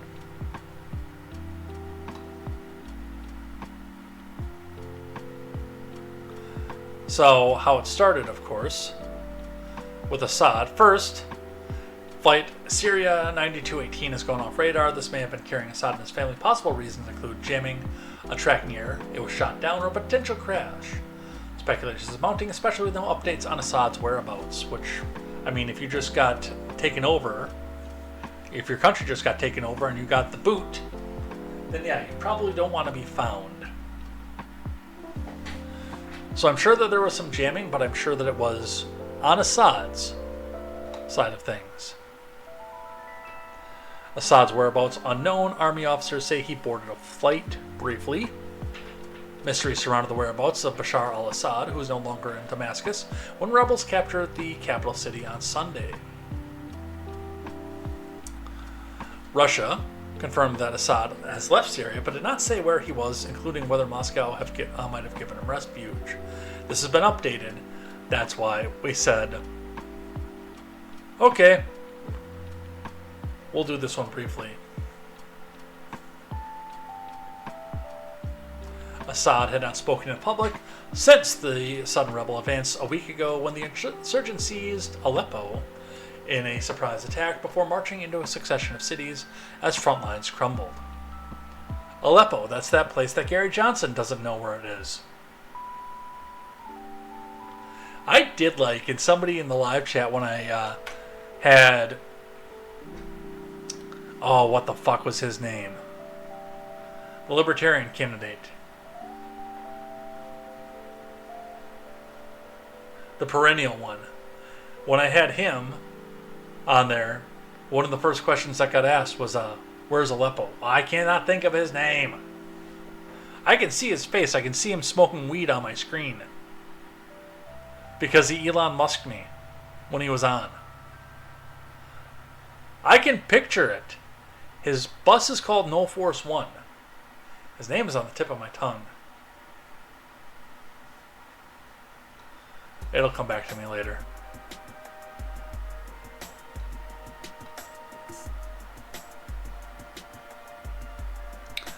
But he has been found by the BBC, Bashar al-Assad, and family given asylum in Moscow, Russian media say. From David Gritton. Bashar al-Assad and his family have arrived in Moscow and have been granted asylum out of humanitarian considerations, Russian news agencies are quoting a Kremlin source as saying. Russian state TV also reported the news, which put an end to speculation about the whereabouts of Syria's former president after rebel forces seized control of Damascus. Earlier, the Russian Foreign Ministry had announced that Assad had decided to resign the presidency and left the country, giving instructions for a peaceful transfer of power. So, he is in Russia. Probably in Moscow somewhere.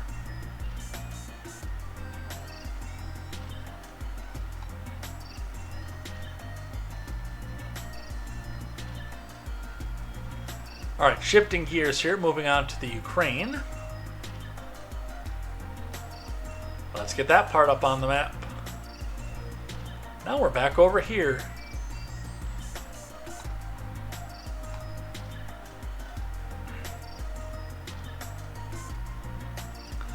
Back in the USSR. You don't know how lucky you are. Back in the US, back in the US, back in the USSR.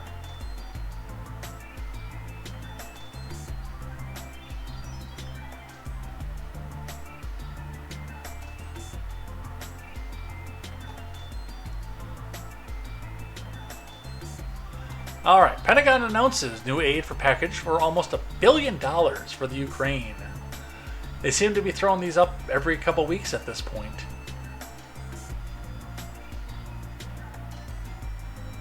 From Fernando Cervantes Jr. The Pentagon announced Saturday a new $988 million package for Ukraine, including new arms and equipment for use in its ongoing war with Russia. If you have not purchased Raytheon, I'm not going to give you official financial advice, but they're going to be the people who are tasked with replenishing all this and selling it back to the government in a no-bid contract. I'm just saying, this is not official financial advice.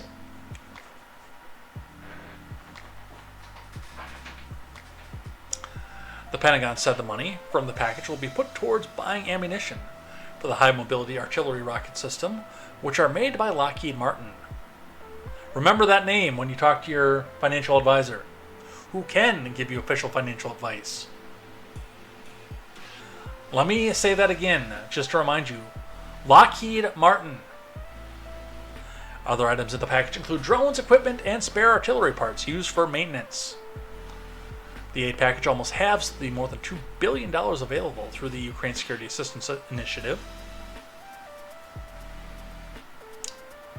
which aims to further buy weapons for Ukraine rather than taking from American weapon stocks, as Reuters reported.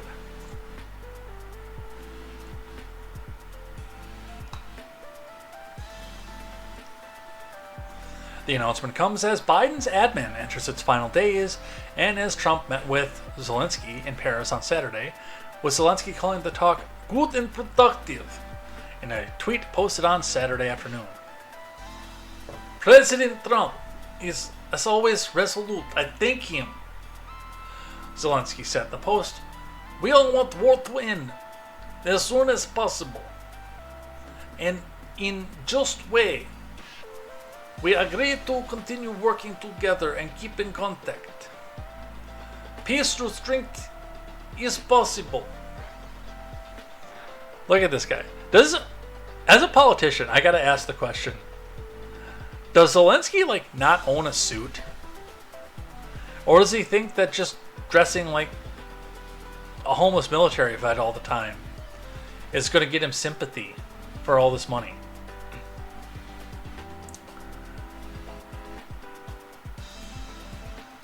There's a place in downtown Kenosha. I bet you if Vladimir went down there, the guy over there would give him a suit.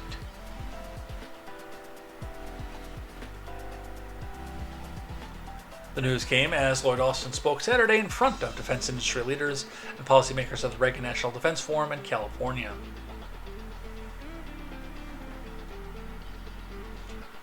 Another $1 billion for these people. Fuck off. From the Associated Press, Biden is rushing aid to Ukraine. Both sides are digging in, and everyone's bracing for Trump. From Ellen Nickmeyer, Ilya Novikov, and Amar Madani. The grinding war between Ukraine and its Russian invaders has escalated ahead of Trump's inauguration, with Biden rushing out billions of dollars. More in military aid before U.S. support for Kiev's defenses is thrown into question under the new admin. That's your money, by the way, just a reminder. Russia, Ukraine, and their global allies are scrambling to put their side in the best possible position for any changes that Trump may bring to American policy and the nearly 3-year-old war.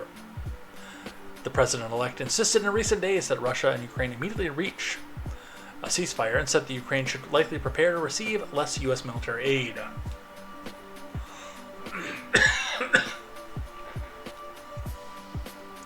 On the war's front lines, Ukraine's forces are mindful of Trump's fast-approaching presidency and the risk of losing their biggest backer. If that happens, those people who are with me, my unit, we are not going to retreat, a Ukrainian strike drone company commander fighting Russia's Kursk region with the 47th Brigade told the Associated Press by phone. Why is he in Russia? If he's a Ukrainian strike and drone company commander, why is he operating and fighting in the Kursk region? This is a defensive war, remember?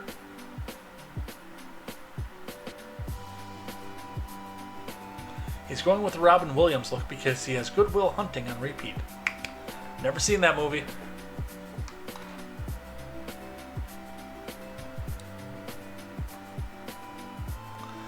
As long as we have ammunition, as long as we have weapons, as long as we have some means to defeat the enemy, we will fight, said the commander, who goes by his military call sign, Hummer. I know a little bit of something about Hummers, let me tell you. He spoke on condition he not be identified by name, citing Ukrainian military rules and security concerns.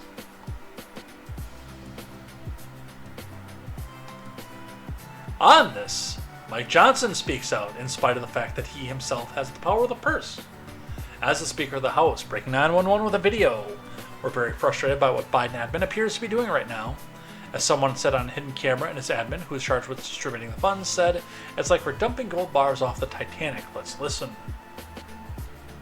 Mr. Speaker, some labor unions are already fighting back. They've already signed contracts to try and get this, that they could be able to work from home, things like that. Your reaction to that? Well, there was a report that came out today. I don't know if you all have seen it, but someone did a little survey of how many federal employees are actually working in the office. By one estimate, it may be about 1% if you don't count the security personnel that are covering these buildings. That is absurd.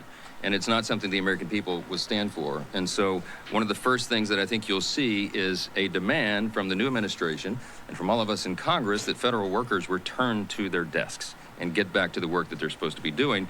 I think that is common sense. What you're going to see here, the overriding theme here, is a return to common sense and a return to accountability and efficiency in government. I think that's going to serve the people well. There'll be a lot more to tell you all in the days ahead. Thanks for being.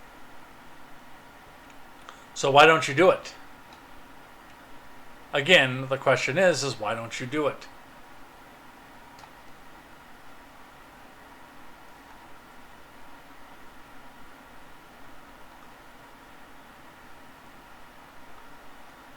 In more foreign news, we've got a lot of that here. We can move to Bucharest in Romania. If you are a fan of V, which I don't know why you would be, but if you are a fan of V, then this is the country that he broadcasts from. I am V. I am from Romania. I will tell you the news of Donald Trump from my perch in Romania.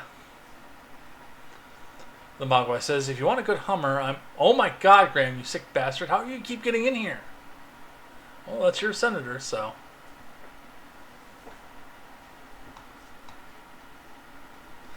Let's talk Romania. Romania's top court annuls presidential election result.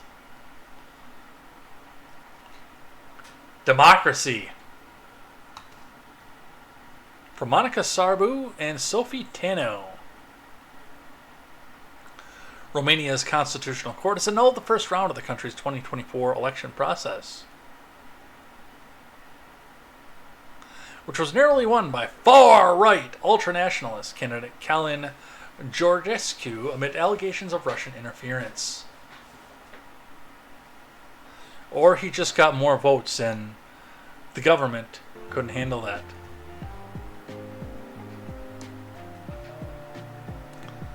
The historic decision means a second-round runoff that was scheduled for Sunday, when Georgescu would have gone head-to-head with his centrist rival Elena Lesconi, will no longer take place. In a press release, the court said the annulment was based on Article 146F of the Constitution, emphasized the need to ensure the correctness and legality of electoral process. The court's decision, announced Friday, is final and binding. Democracy. It requires the Romanian government to restart the electoral calendar.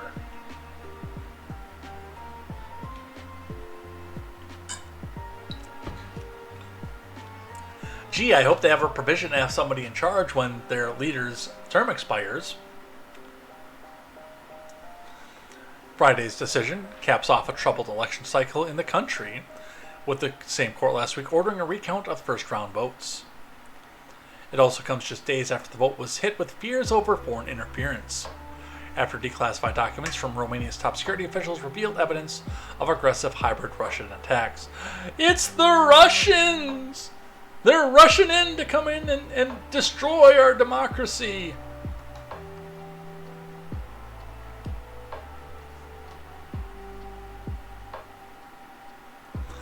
They also showed how Georgescu was boosted by potential interference on TikTok, the social media platform on which largely he ran his campaign, through algorithms, coordinated accounts, and paid promotions, Reuters reported. Or, alternatively, he is skilled at social media or has somebody in his cabinet that is,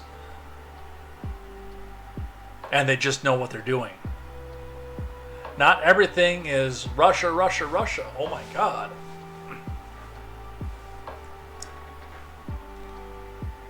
These findings prompted the U.S. State Department to express concern on Wednesday and warned that a shift away from the West would have serious negative impacts on U.S. security cooperations with Romania. Palm is here with the turtle announcement. If you are a fan of Radio Cutman, that will be happening in about 5 minutes. Which I am, by the way. But I don't have that one up because that would actually interfere, because I would get a copyright hit from that.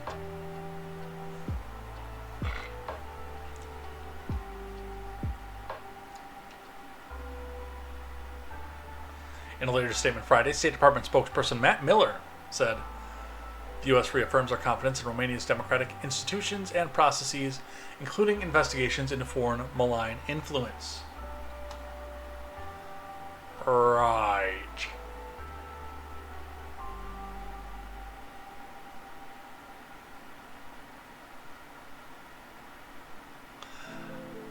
Now, and I quote, far right is challenging this, which they should. I'm not going to sit here and tell you that I'm going to take a side in this, personally. Because the problem is we shouldn't be involved in this, and I don't really give a fuck. This is Romania's problem, not ours. But yes, if you were wronged by the courts and the system, and you got more votes, then yes, you should challenge this. And I would hope that your backing can bring up more votes for the next time, so you don't win by a narrow margin. And I'd be saying it the same way if it was the leftoids that got wronged by the government. Mogwai says, oh, what, you mean I don't have a successor? Well, I guess I'll just stay in power to help the people. Problem solved. Problem solved.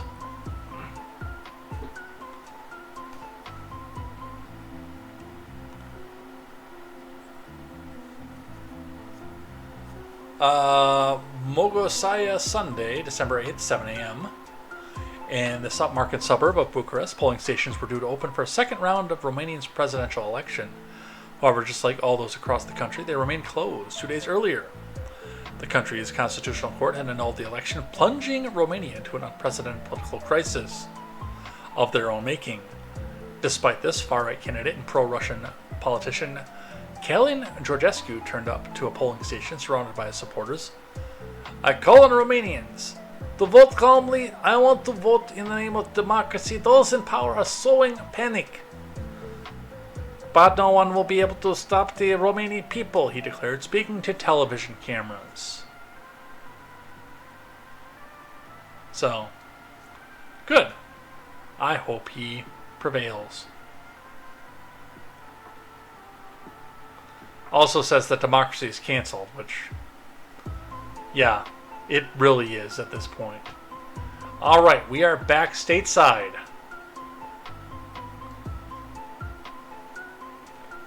Talking about the United Healthcare CEO. From Fox News to start, suspect detained in manhunt for Brian Thompson's killer.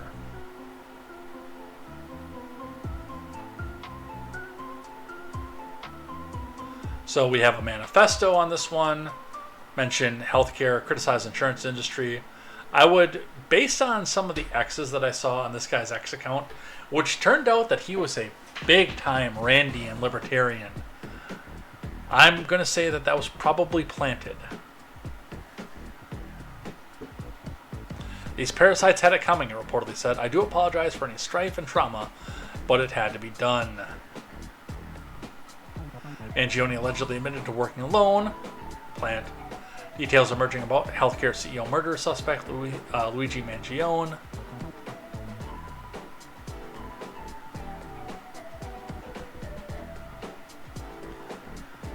New York City mayor speaks with Pennsylvania police officer who arrested Mangione.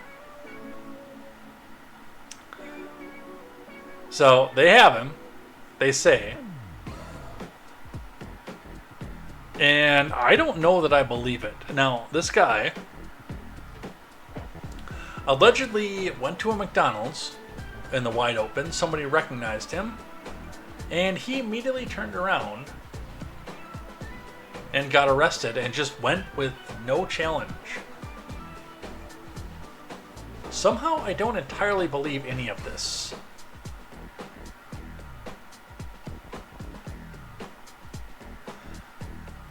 One of the things that could come off of this, and I do want to review what Carl Jackson had to say. Carl Jackson is a Christian conservative American that happens to be black. It says, leftists don't care that Luigi Mangione killed the United Healthcare CEO because his death gave them two narratives they'll use to undermine civil liberties. One, ghost guns are bad, let's undermine Second Amendment rights. And two, healthcare CEOs are greedy, so we need to transition to a single-payer healthcare system. Mogwai says it was set up by Mario. Welcome into the new viewers, by the way. It does look like we've got a few more people starting to pile in. Always welcome over here. I don't know where they're coming in off of, but welcome. Welcome, welcome, welcome.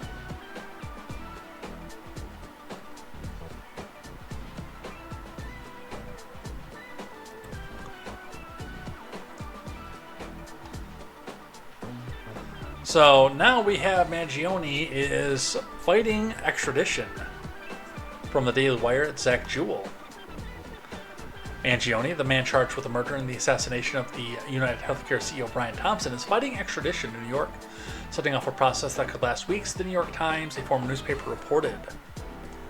Mangione's lawyer, Thomas Dickey, told the judge on a hearing on Tuesday that his client is contesting the extradition. The suspected assassin was arrested on gun and forgery charges in Altoona, Pennsylvania on Monday before he was charged with second-degree murder in New York. Now that Mangione has decided to fight the extradition, he's entitled to an evidentiary hearing, which will require the Manhattan DA to put up with witness. Kathy Hochul will also have to submit governor's warrant to Josh Shapiro, requesting the extradition according to the Times. Honestly, given the details about what happened with all of this, to me, I feel like we're going to be in a situation where they suddenly find out that no, they don't have the evidence to bring him back over to New York. I have a lot of questions about this one, I do. The lawyer told the judge that Mangione was wearing a mask during his arrest because of his fear of the pinko pox. Mangione reportedly began to say, "I bought the mask," before his lawyer shushed him and said, No, don't say a word. Smart. My cousin joined over on the Instagram side briefly. I don't know.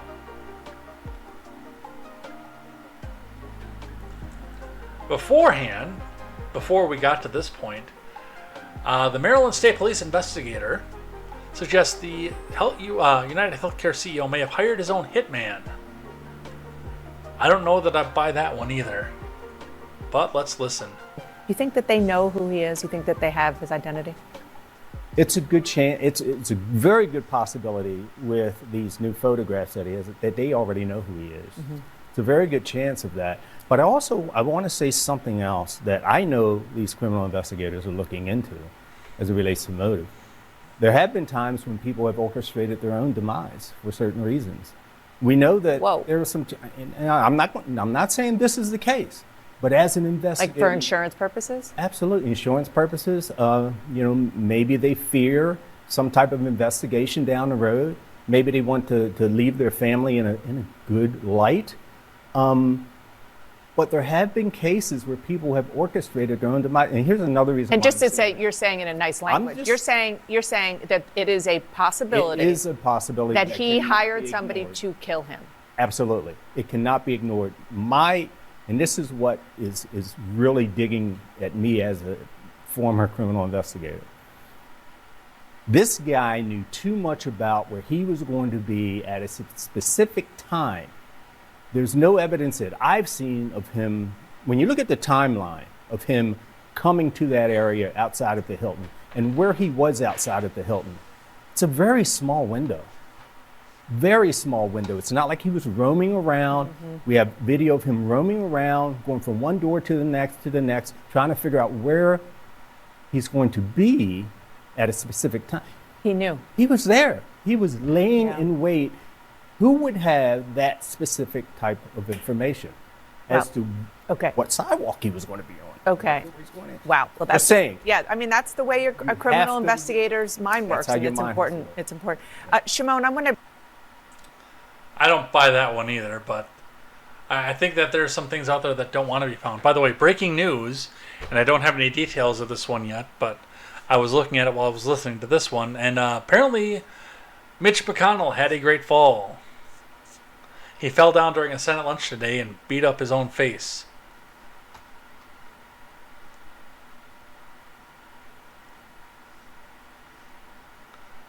All right. They've got some background stuff off of this one.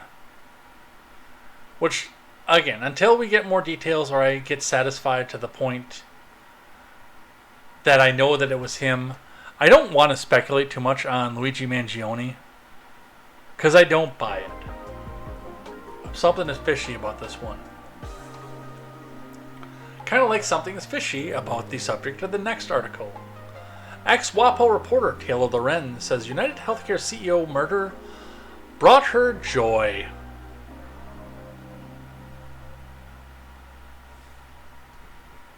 From Virginia Kruta. And we have video. Former WAPO tech reporter Taylor Lorenz raised eyebrows when she told British talk show host Piers Morgan that she'd felt joy upon learning about the murder of United Healthcare CEO Brian Thompson. I do believe in the sanctity of life, and I think that's why I felt, along with so many other Americans, joy, unfortunately, because it feels like... Serious? I mean... Joy at a man's execution? Maybe not joy, but certainly not empathy.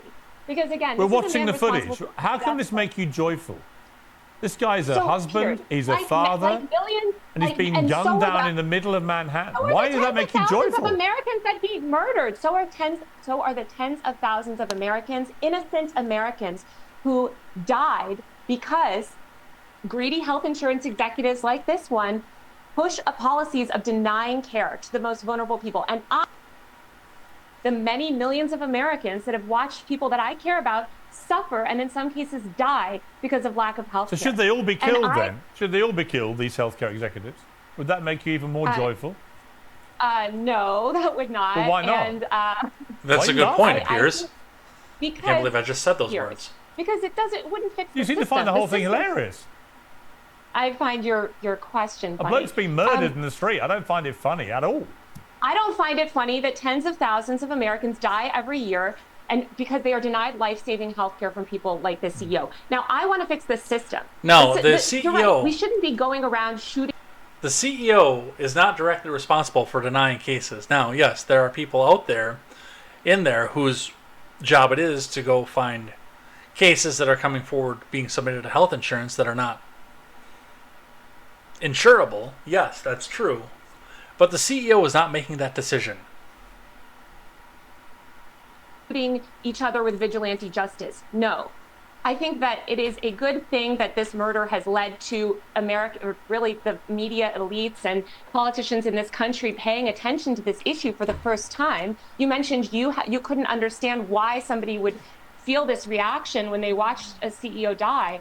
It's because you have not dealt, it sounds like, with the American healthcare system in the way that millions of other Americans have. I've dealt with the healthcare system in various ways in America. Okay, I can't listen to that anymore. That is ghoulish. But that's been a sentiment that's been going around X for the last few days for this one. I can't go that far.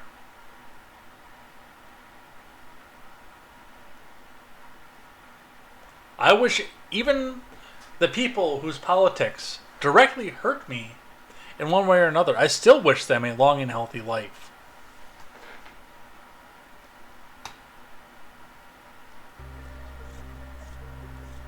All right. Couple things dealing with the upcoming admin. Nearly 100 former national security officials alarmed at prospect of Gabbard leading the intel community. Is this anything like the 50 intelligence experts that said that the Hunter laptop was bullshit? Because I seem to remember a pattern for this. From Dan DeLuce and Megan Leibowitz. Nearly 100 former national security officials signed a letter criticizing Trump's decision to nominate Gabbard for the Director of National Intelligence and called for a closed-door Senate hearing to review any government information about her. In the letter obtained by NPC News, the official urged the Senate, unnamed sources of course, to carefully evaluate whether Gabbard is equipped for the position, which requires Senate confirmation. Several of Ms. Gabbard's past actions call into question her ability to deliver unbiased intelligence briefings to the President, Congress, and the entire national security apparatus, the letter said. Following her trip to Syria, for example, Ms. Gabbard aligned herself with Russian and Syrian officials. No, she didn't. The former officials also proposed closed-door hearings that would allow lawmakers to fully review any government files about Gabbard, a former Democratic House member from Hawaii. Senate committees should consider in closed sessions all information available to the U.S. government when considering Ms. Gabbard's qualifications to manage our country's intelligence agencies, and more importantly, the protection of our intelligence sources and methods, they wrote. Letter signers include Wendy Sherman, a former Deputy Secretary of State in the Biden admin, because of course they did. Ian Kelly, who was ambassador to Georgia during the Obama and Trump admins, and Eric Green, a member of the National Security Council during the Biden admin. Because of course they did. You know what I have to say to that? Good. Confirm her. That in and of itself should be the deciding factor. From the New York Times, a former newspaper. Nobel laureates urge Senate to turn down Kennedy's nomination. More than 75 Nobel Prize winners have signed a letter urging senators not to confirm RFK Jr., President-elect Trump's pick to lead the Department of Health and Human Services. These are all highly establishment people, by the way, who have been in government rungs that transcend party. So, yes, I'm not concerned at all about who they say no to. A letter obtained by the New York Times, a former newspaper, marks the first time in recent memory that Nobel laureates have banded together against a cabinet choice. According to Richard Roberts, winner of the '93 Nobel in Physiology or Medicine, who helped draft the letter, the group tries to stay out of politics whenever possible. He said, bullshit. Bull fucking shit. But the confirmation of Mr. Kennedy, a staunch critic of mainstream medicine, who has been hostile to the scientists and agencies he would oversee, is a threat to the Nobel laureates could not ignore, Dr. Roberts said. These political attacks on the science are very damaging, he said. You have to stand up and protect it. Okay, well, which one of you all has stock in the companies that put out these medicines? I'd be willing to bet it's a lot of them. On the other side, a leading report reporting that Bernie Sanders is considering support of Kennedy for HHS secretary. I think what he's saying about the food industry is exactly correct.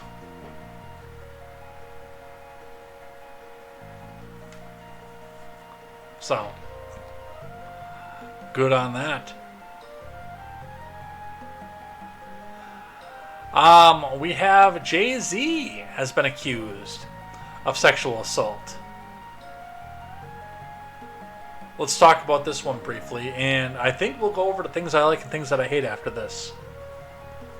From the Associated Press, Jay-Z says lawsuit accusing him of raping a child at an awards after party is part of an extortion plot. Honestly, I'm going to come out and say this actually makes me a little bit sad that we even have to consider this. I like Jay-Z. His stylings, especially his lyrical stylings, are uniquely rhythmic and they work well with the harder rock music that I tend to like from time to time. And the fact that it's not, and I mean, he even said the words. Critics say money cash hoes. I'm from the hood, stupid. What kind of facts are those?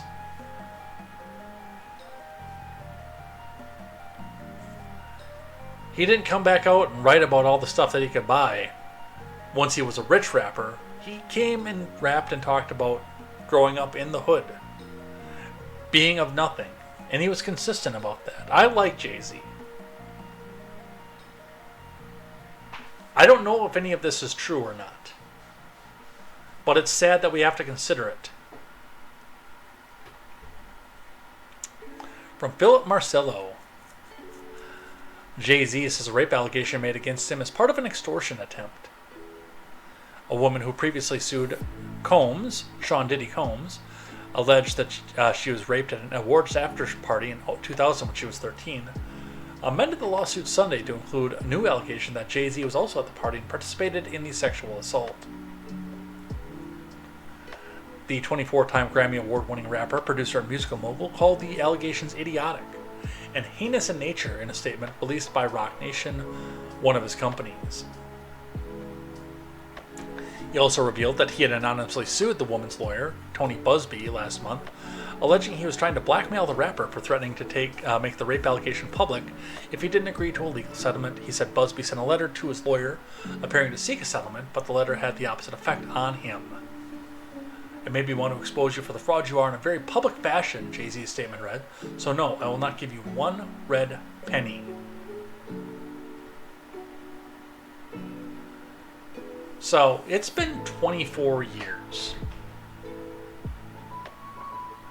And I will hold this to the same standard that I've held the Kavanaugh allegation to, the Tara Reid allegation to, the E. Jean Carroll allegation to, and every other major allegation that has come across the board. The only people, in this case 3 people, who know what happened in that room that day are the woman in question, who would be 37 at this point. Yes. So, the woman in question, Jay-Z, and Sean Combs. The rest of us can sit and speculate. The speculation will mostly come from a racial or political lens. But nobody's ever going to know what happened in that room except for those 3 people. Especially after 24 years. And if Combs, if Combs did it too, but if Jay-Z did this, then I hope he burns in hell.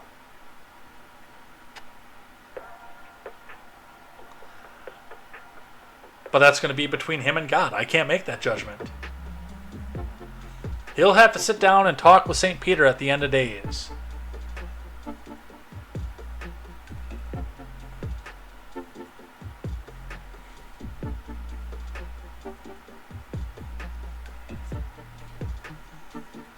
All right.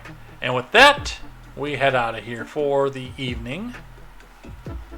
But before we do that, we will move over and we will talk about some things that I like and some things that I hate. And even before that, we have our weekly Ferengi rule of acquisition. The Ferengi hold their religion to be highly hyper-capitalistic, both within their own species and on a galactic scale. In the religion, if you follow these rules to their logical conclusion, the better you follow the rules, the more social credit you gain, and at the end of your life, you can bid on a better life based on the following of these rules that you did after you entered the divine treasury. Every week, we go through one of these rules. We talk about how they can be used in real life, if they can be used in real life. Some of them cannot be because, well, let's face it. Roddenberry was an avowed anti-capitalist. He was an avowed communist. So some of these are just making fun of capitalism, but some of them, unironically, are useful in our main everyday commercial lives. So, where did we leave off? Ah, yes. Usually I only do one per week, but this week we're going to move on to the 34th and 35th rule of acquisition because, well, they're near identical. They have the same sentiment. And we can use them in real life. The 34th rule of acquisition. War is good for business because, especially if you're running this kind of business that Quark was running. But you can be a weapons dealer, you can be a bartender, you can be a junk or scrap salesman, you can have 34 gross of self-sealing stem bolts in Cargo Bay 3.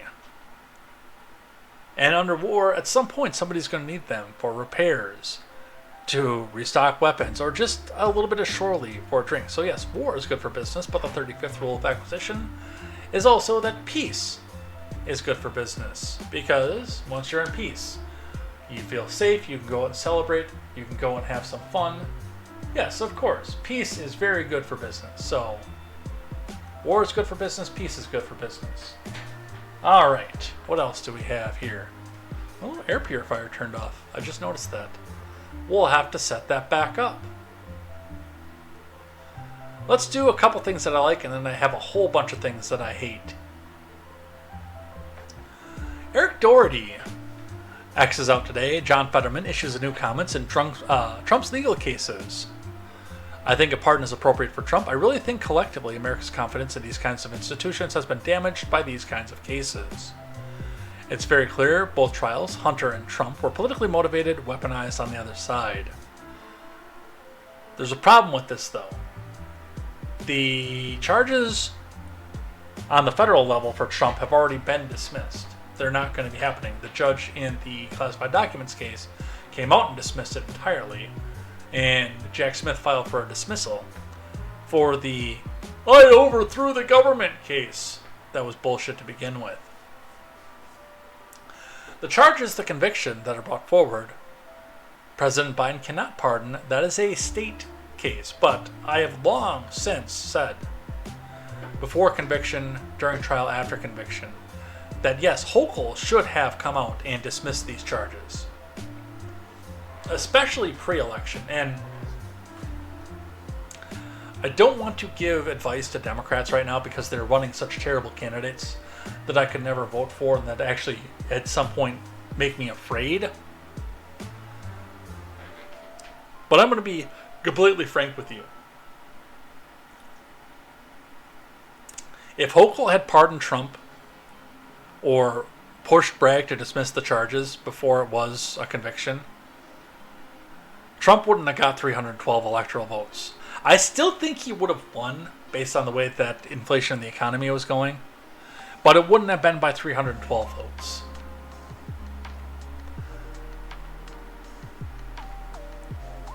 To come back out and dismiss these cases, or pardon these cases because they're state charges, would have shown a position of strength.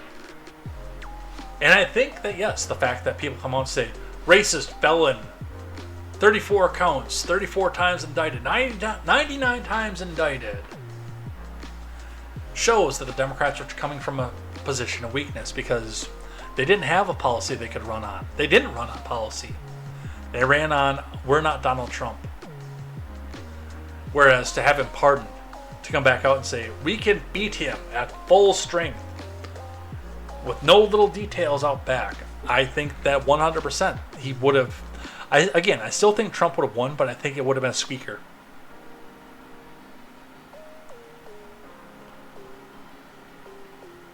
I don't think he would have got all the swing states.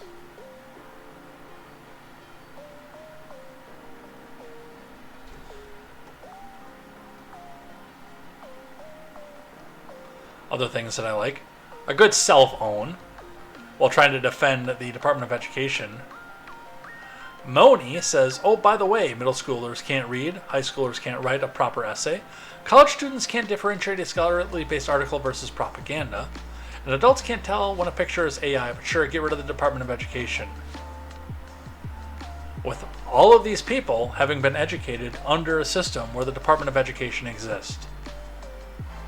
This post has been deleted for very good reasons.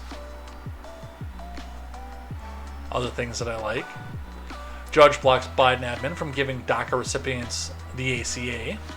I refuse to call it Obamacare. From Leif LeMahieu: a federal judge in North Dakota stopped the Biden admin from implementing a new policy that would make certain illegal immigrants eligible for government-backed health care coverage. District Judge Daniel Traynor granted a request to block a new policy from the Centers for Medicare and Medicaid Services that would allow individuals given deferred action for childhood arrivals status to enroll in the ACA. Traynor said that Kansas and 18 other Republican attorneys general who sued the Biden admin were likely to succeed and gave them a stay against the policy. Traynor said the CMS broke the law earlier this year when it changed the definition of people lawfully present in the U.S. to include DACA recipients. Those with DACA status crossed illegally to America as minors with their parents and were shielded from deportation by executive order from then-President Obama. The authority granted to CMS by the ACA is to ascertain whether an individual meets the requirements for lawful status. It by no means allows the agency to circumvent congressional authority and redefine the term lawfully present, Traynor wrote. Now, with this being said, that is only to prevent them from going onto the exchanges. Whether or not they're eligible for U.S.-based health care through, like, say, an employer or something, is between their employer and the insurance company. And there's no law that governs and says that an insurance company has to deny healthcare coverage to a DACA recipient. I would like to see a path to citizenship for these people or have them all deported. I mean, I'm not going to go into that entirely, but I do wish that these people were not all in limbo and had to worry about what their status was going to be every single presidential election year. I hate DACA, I really do. I think it's one of the most inhumane practices and laws that's ever been put on the books, based on the fact that it puts these people in limbo every other year, basically, when Congress changes or the presidency changes. And I think that's crap.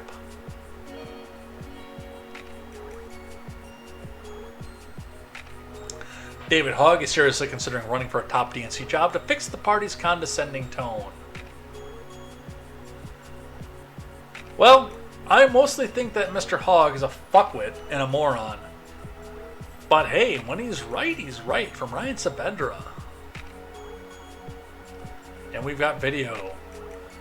David Hogg is reportedly considering running for a top leadership position in the DNC because he believes he can fix the party's problem of talking down to voters.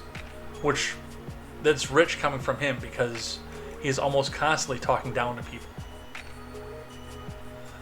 Let's listen. David, good morning. I'm so grateful to have you. Good morning. Happy to be here. So tell us a little bit about this. Are you thinking about running for this leadership post, and why? Well, honestly, I'm considering it because I think that, one, obviously I think we need a new generation in the DNC. If this election has taught us nothing else, I think we need an intergenerational coalition as a party. But I've spent the past 2 years or so traveling around the country working to elect young people and talking to everyday people, knocking on doors in every swing state that you can imagine, and some very red states as well, from starting out in Alabama to places like Texas and Virginia and everywhere in between. And the thing that I've realized more than anything is that we have a number of problems in the party, but I think the main one overall is that we would rather live in a comfortable delusion than an uncomfortable reality. And I think what the party needs to do is open its eyes and take its fingers out of its ears, basically. What is, when you say delusion, what is the delusion? I think it's that we can just surround ourselves with people that agree with us a lot of the time in terms of the party leadership and also within the party itself, and think that's just who we need to be talking to constantly instead of listening to people who don't agree with us. Not that we inherently agree with them, but I think so much the issue that we have as a party right now is a kind of condescending tone that we have in a number of ways. Yes, it is. Now, until you actually eliminate your condescension, you're always going to have that tone, but you're moving in the right direction. And I'm impressed. Now we're going to go over a whole bunch of things that I hate. We're not going to go too crazy into this because, well, we're at 2 hours and 13 minutes right now. We have this gentleman here. A man attempted to return a car with mechanical issues to a dealership, but it was refused as the dealer's vehicle was sold as is. Police later arrested the man. The video is playing with no sound, but for the people on the audio platform, let's add some sound to this one because you're not going to be able to see it otherwise.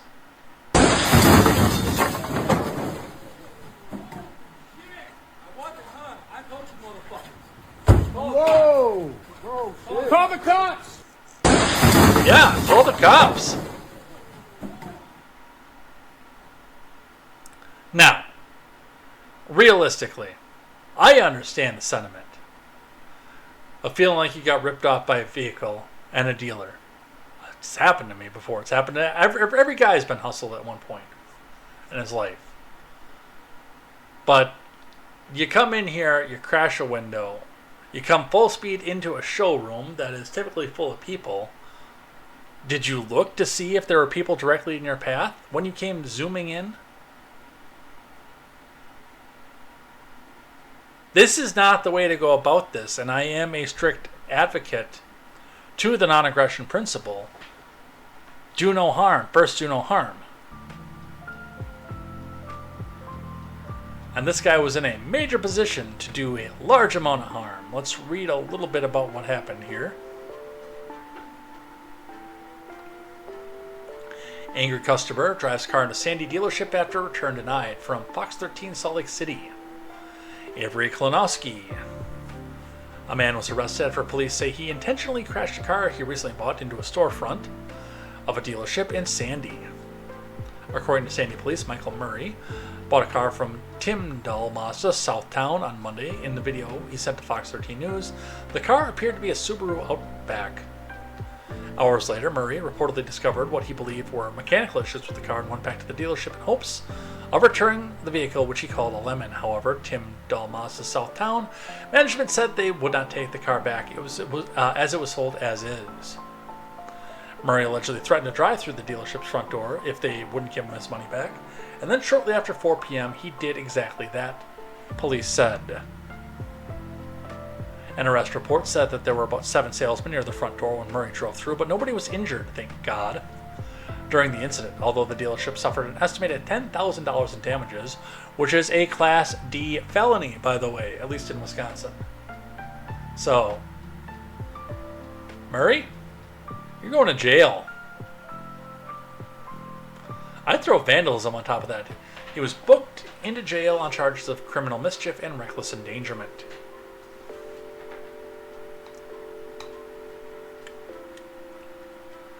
Exciting day at that dealership. What else do we have? To combat inflation, Kathy Hochul is going to increase inflation and wokeness with the video, and we'll briefly read the article that goes with it. To combat inflation, New York Governor Kathy Hochul is sending $300 to $500 checks to residents. Wow. Let's listen. In my budget next month, they will send you a check to buy your groceries for a month or whatever you want to spend it on. And if you're an individual earning up to $150,000 a year, it's $300. What does that look like? All right. How about that for individuals? Now, if you're filing jointly and you have a family, you need a little more, right? Families are expensive. How about this? $500. $500 for families earning less than $300,000, because I know life in New York City is expensive and your salaries may sound nice, but they don't go very far. And you know what the worst part of it is? 98% of that money is going to wind up in the asset account of billionaires. New Yorkers get inflation refund checks next year under a plan from Hochul. ABC 7 Eyewitness News' Anthony Izagiri reporting, this one briefly. New Yorkers can get an inflation refund checks up to $500 from the state government next year under a proposal that Kathy Hochul announced on Monday. The plan, which must first be approved by state lawmakers, would send out one-time payments of $300 to people who will earn less than $150,000 or $500 to families making less than $300,000. And again, I reiterate, all this money is going to wind up in the hands of a billionaire, or 3. Payments would start going out to residents in the fall if the plan makes it through the legislature, which I believe goes right before an election year. Fox News, Republicans rip Hochul's inflation refunds as a bribe to make New Yorkers like her. Because yes, she is struggling with that. So that's what you call a vote buy. From Charles Kreitz, Kathy Hochul announced the first initiative of her 2025 State of the State plan, up to $500 in inflation refunds for New Yorkers dealing with spiking costs of living in the Empire State. The proposal would take $3 billion in excess sales tax revenue that had been driven by inflation and return the money to nearly half the state's population. Families making less than $300,000 would be eligible for $500, and the individual taxpayers making less than $150,000 would receive $300 under the plan. The governor's office said the announcement is one of the several proposals aimed at lessening the burden on New Yorkers' cost of living. You know what's the funniest thing about that? Because she's saying that it's going to come from a sales tax surplus. And the funniest part of that is the fact that a not insignificant amount of that money is coming from tourists. So it's coming in from out of state and going back to the people. Now, if this is true, and I don't necessarily buy it as having an excess to that level, but if this is true, then that does make this less inflationary. But I have a lot of questions about where this is all coming from. I want to do this one. And I think, yeah, I'm gonna do this one, and I'm gonna do the one right after it because it's the thing I hate the most, and we're gonna call it for the night. We'll have a good 2.5 hour show again. Who is California elementary school gunman Glenn Litton? It didn't get covered by a lot of the mainstream news, and it didn't come out to the front page of basically anything. We didn't sit and discuss this over on X at length, and that's because, well, it turns out that the gunman was a leftoid shooting up a Christian school in California that already has stringent gun laws. From Jenna Sundell. The gunman, who opened fire at the young children outside a California religious school on Wednesday, has been identified as Glenn Litton, who attacked after inquiring about enrolling a child at the school. Litton was found dead at the Feather River School of Seventh-day Adventists at Oroville from what appeared to be a self-inflicted gunshot wound. Butte County Sheriff Corey Honea told the news conference. He suffered from mental illness and left a note stating his actions had been in protest against U.S. involvement in the Middle East. So, 2 children, both kindergarten students, were injured in the shooting. They were taken to local hospitals in extremely critical condition. Part of the other reason that this didn't make the main news is because it wasn't a, quote, mass shooting. Authorities received reports of an active shooter at 1:08 p.m. Deputies arrived at the scene minutes later and provided aid to the wounded students. What we know about the gunman.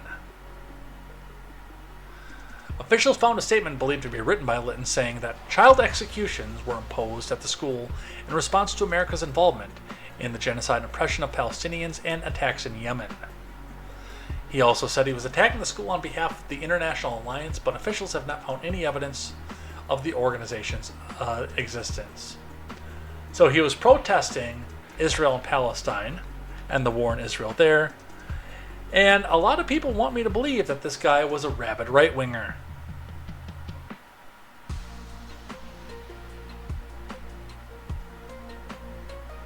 Speaking of rabid right-wingers, before we take off for the day, the news story that pissed me off the most. We're going to start with an X from Right-Wing Cope.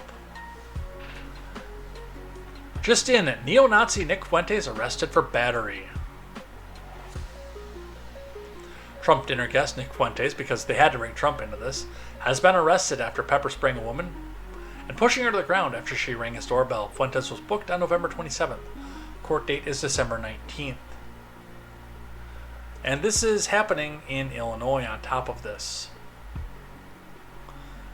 Let's read from NBC News, and then I'm going to explain to you why I have to defend, of all fucking people, Nick Fuentes. And I hate that, by the way. Nick Fuentes facing a battery charge after Your Body, My Choice confrontation in his Illinois home.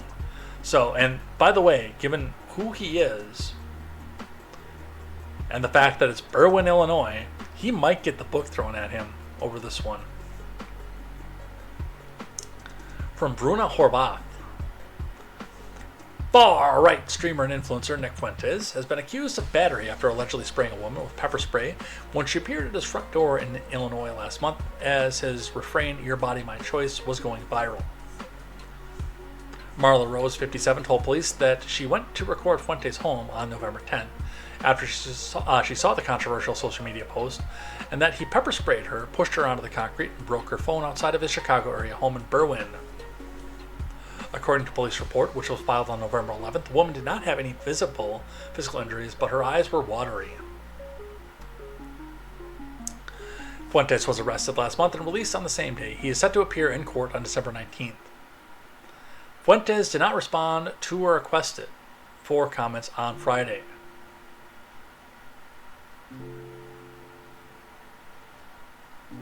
Here's the deal. The woman admitted, and she was recording the entire incident on her phone, which is why he took the phone and attempted to break it.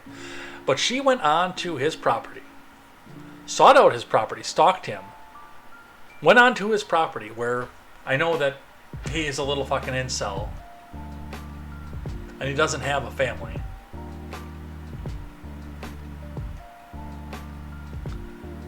But where his parents could be, his sibling could be, anybody that he cares about could be.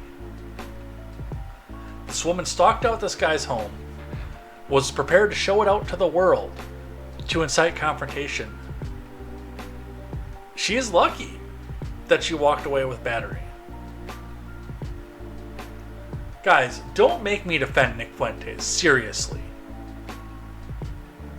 Don't make me defend this little bastard. Because I hate him, I detest him. I don't want to silence him or get him shut down for anything else, but I don't want anything to do with this little bastard. But he was 100% in the right for this one. Between Palm and the small human, if you came and did this to my door, recording, telling people to come back out and find my property and hassle me and protest outside of my property, that is putting those two people at risk. And those two people are the most important people to my lifetime. You would be facing a lot worse than pepper spray and a broken phone.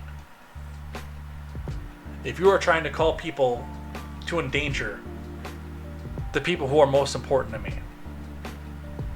This is a part of the reason, by the way, that I don't release my last name. Now, the thing with my first name, it's because my crazy fucking ex was stalking me. And I dropped my first name as a result. Because she was trying to get me to self-delete myself. That's the reason that my first name is gone, but my last name has always remained anonymous online. And even in my signature, even when I do things in real life, my signature is J. Edgar. Because my parents didn't ask to be put into the political arena. My sister and her young children didn't ask to be put into the political arena. I did. And there's no reason that they should have protests outside their house. Especially my sister with little kids. That's why I leave my name off the internet when I talk about this kind of stuff.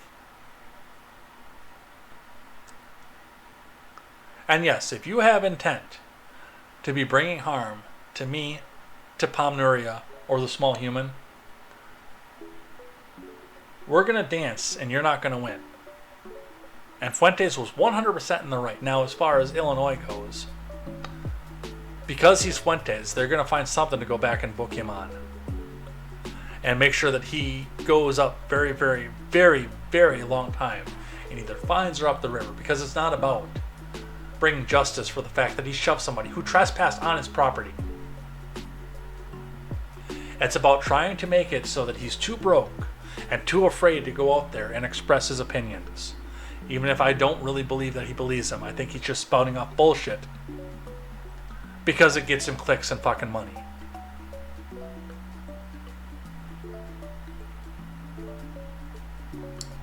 Free Nick. Free Nick without the N-word that he had to put out on his statement, because of course he did. And don't go to people's homes where their families are.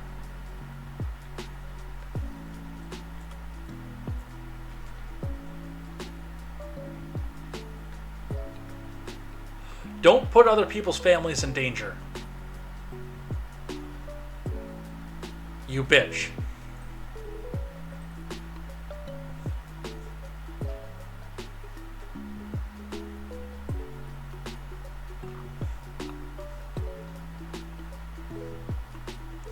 All right, now that I'm all fired up,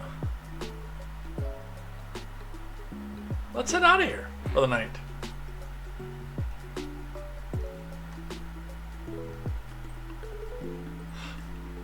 Well, that was fun. Seriously. Don't make me defend Nick Fuentes. That really bothers me that I had to, but we're going to head out of here for the night. Let's throw some outro music up. Did I have to do a restart? Is that why my outro music is gone? Where's my outro music? Where's my Stephen Ignoramus beat? I love Stephen Ignoramus beats. Alright, well, thank you everybody who came by and hung out in the live chat. It was fun. We had a lot of fun. I did some things that I'd hoped I'd never have to do in my life. Right on stream. And no, it is not Hoover Lunacy.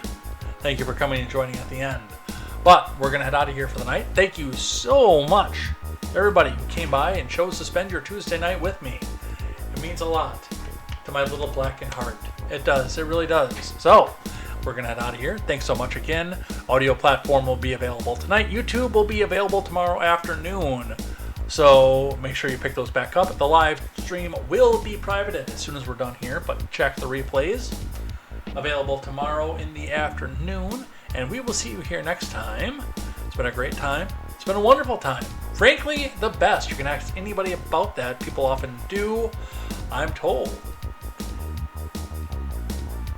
I hope that we have an easier week next week. I mean, come on, it's Christmas. How much more bullshit can we cram into a news cycle? Seriously. I guess we'll find out in 7 days. So, again, take care. Have a wonderful night. Enjoy your family. Enjoy your friends. And we will see you here next time for more news, more headlines, and more contemporary. And until then, I'm Jay Edgar, and this is Contemporary.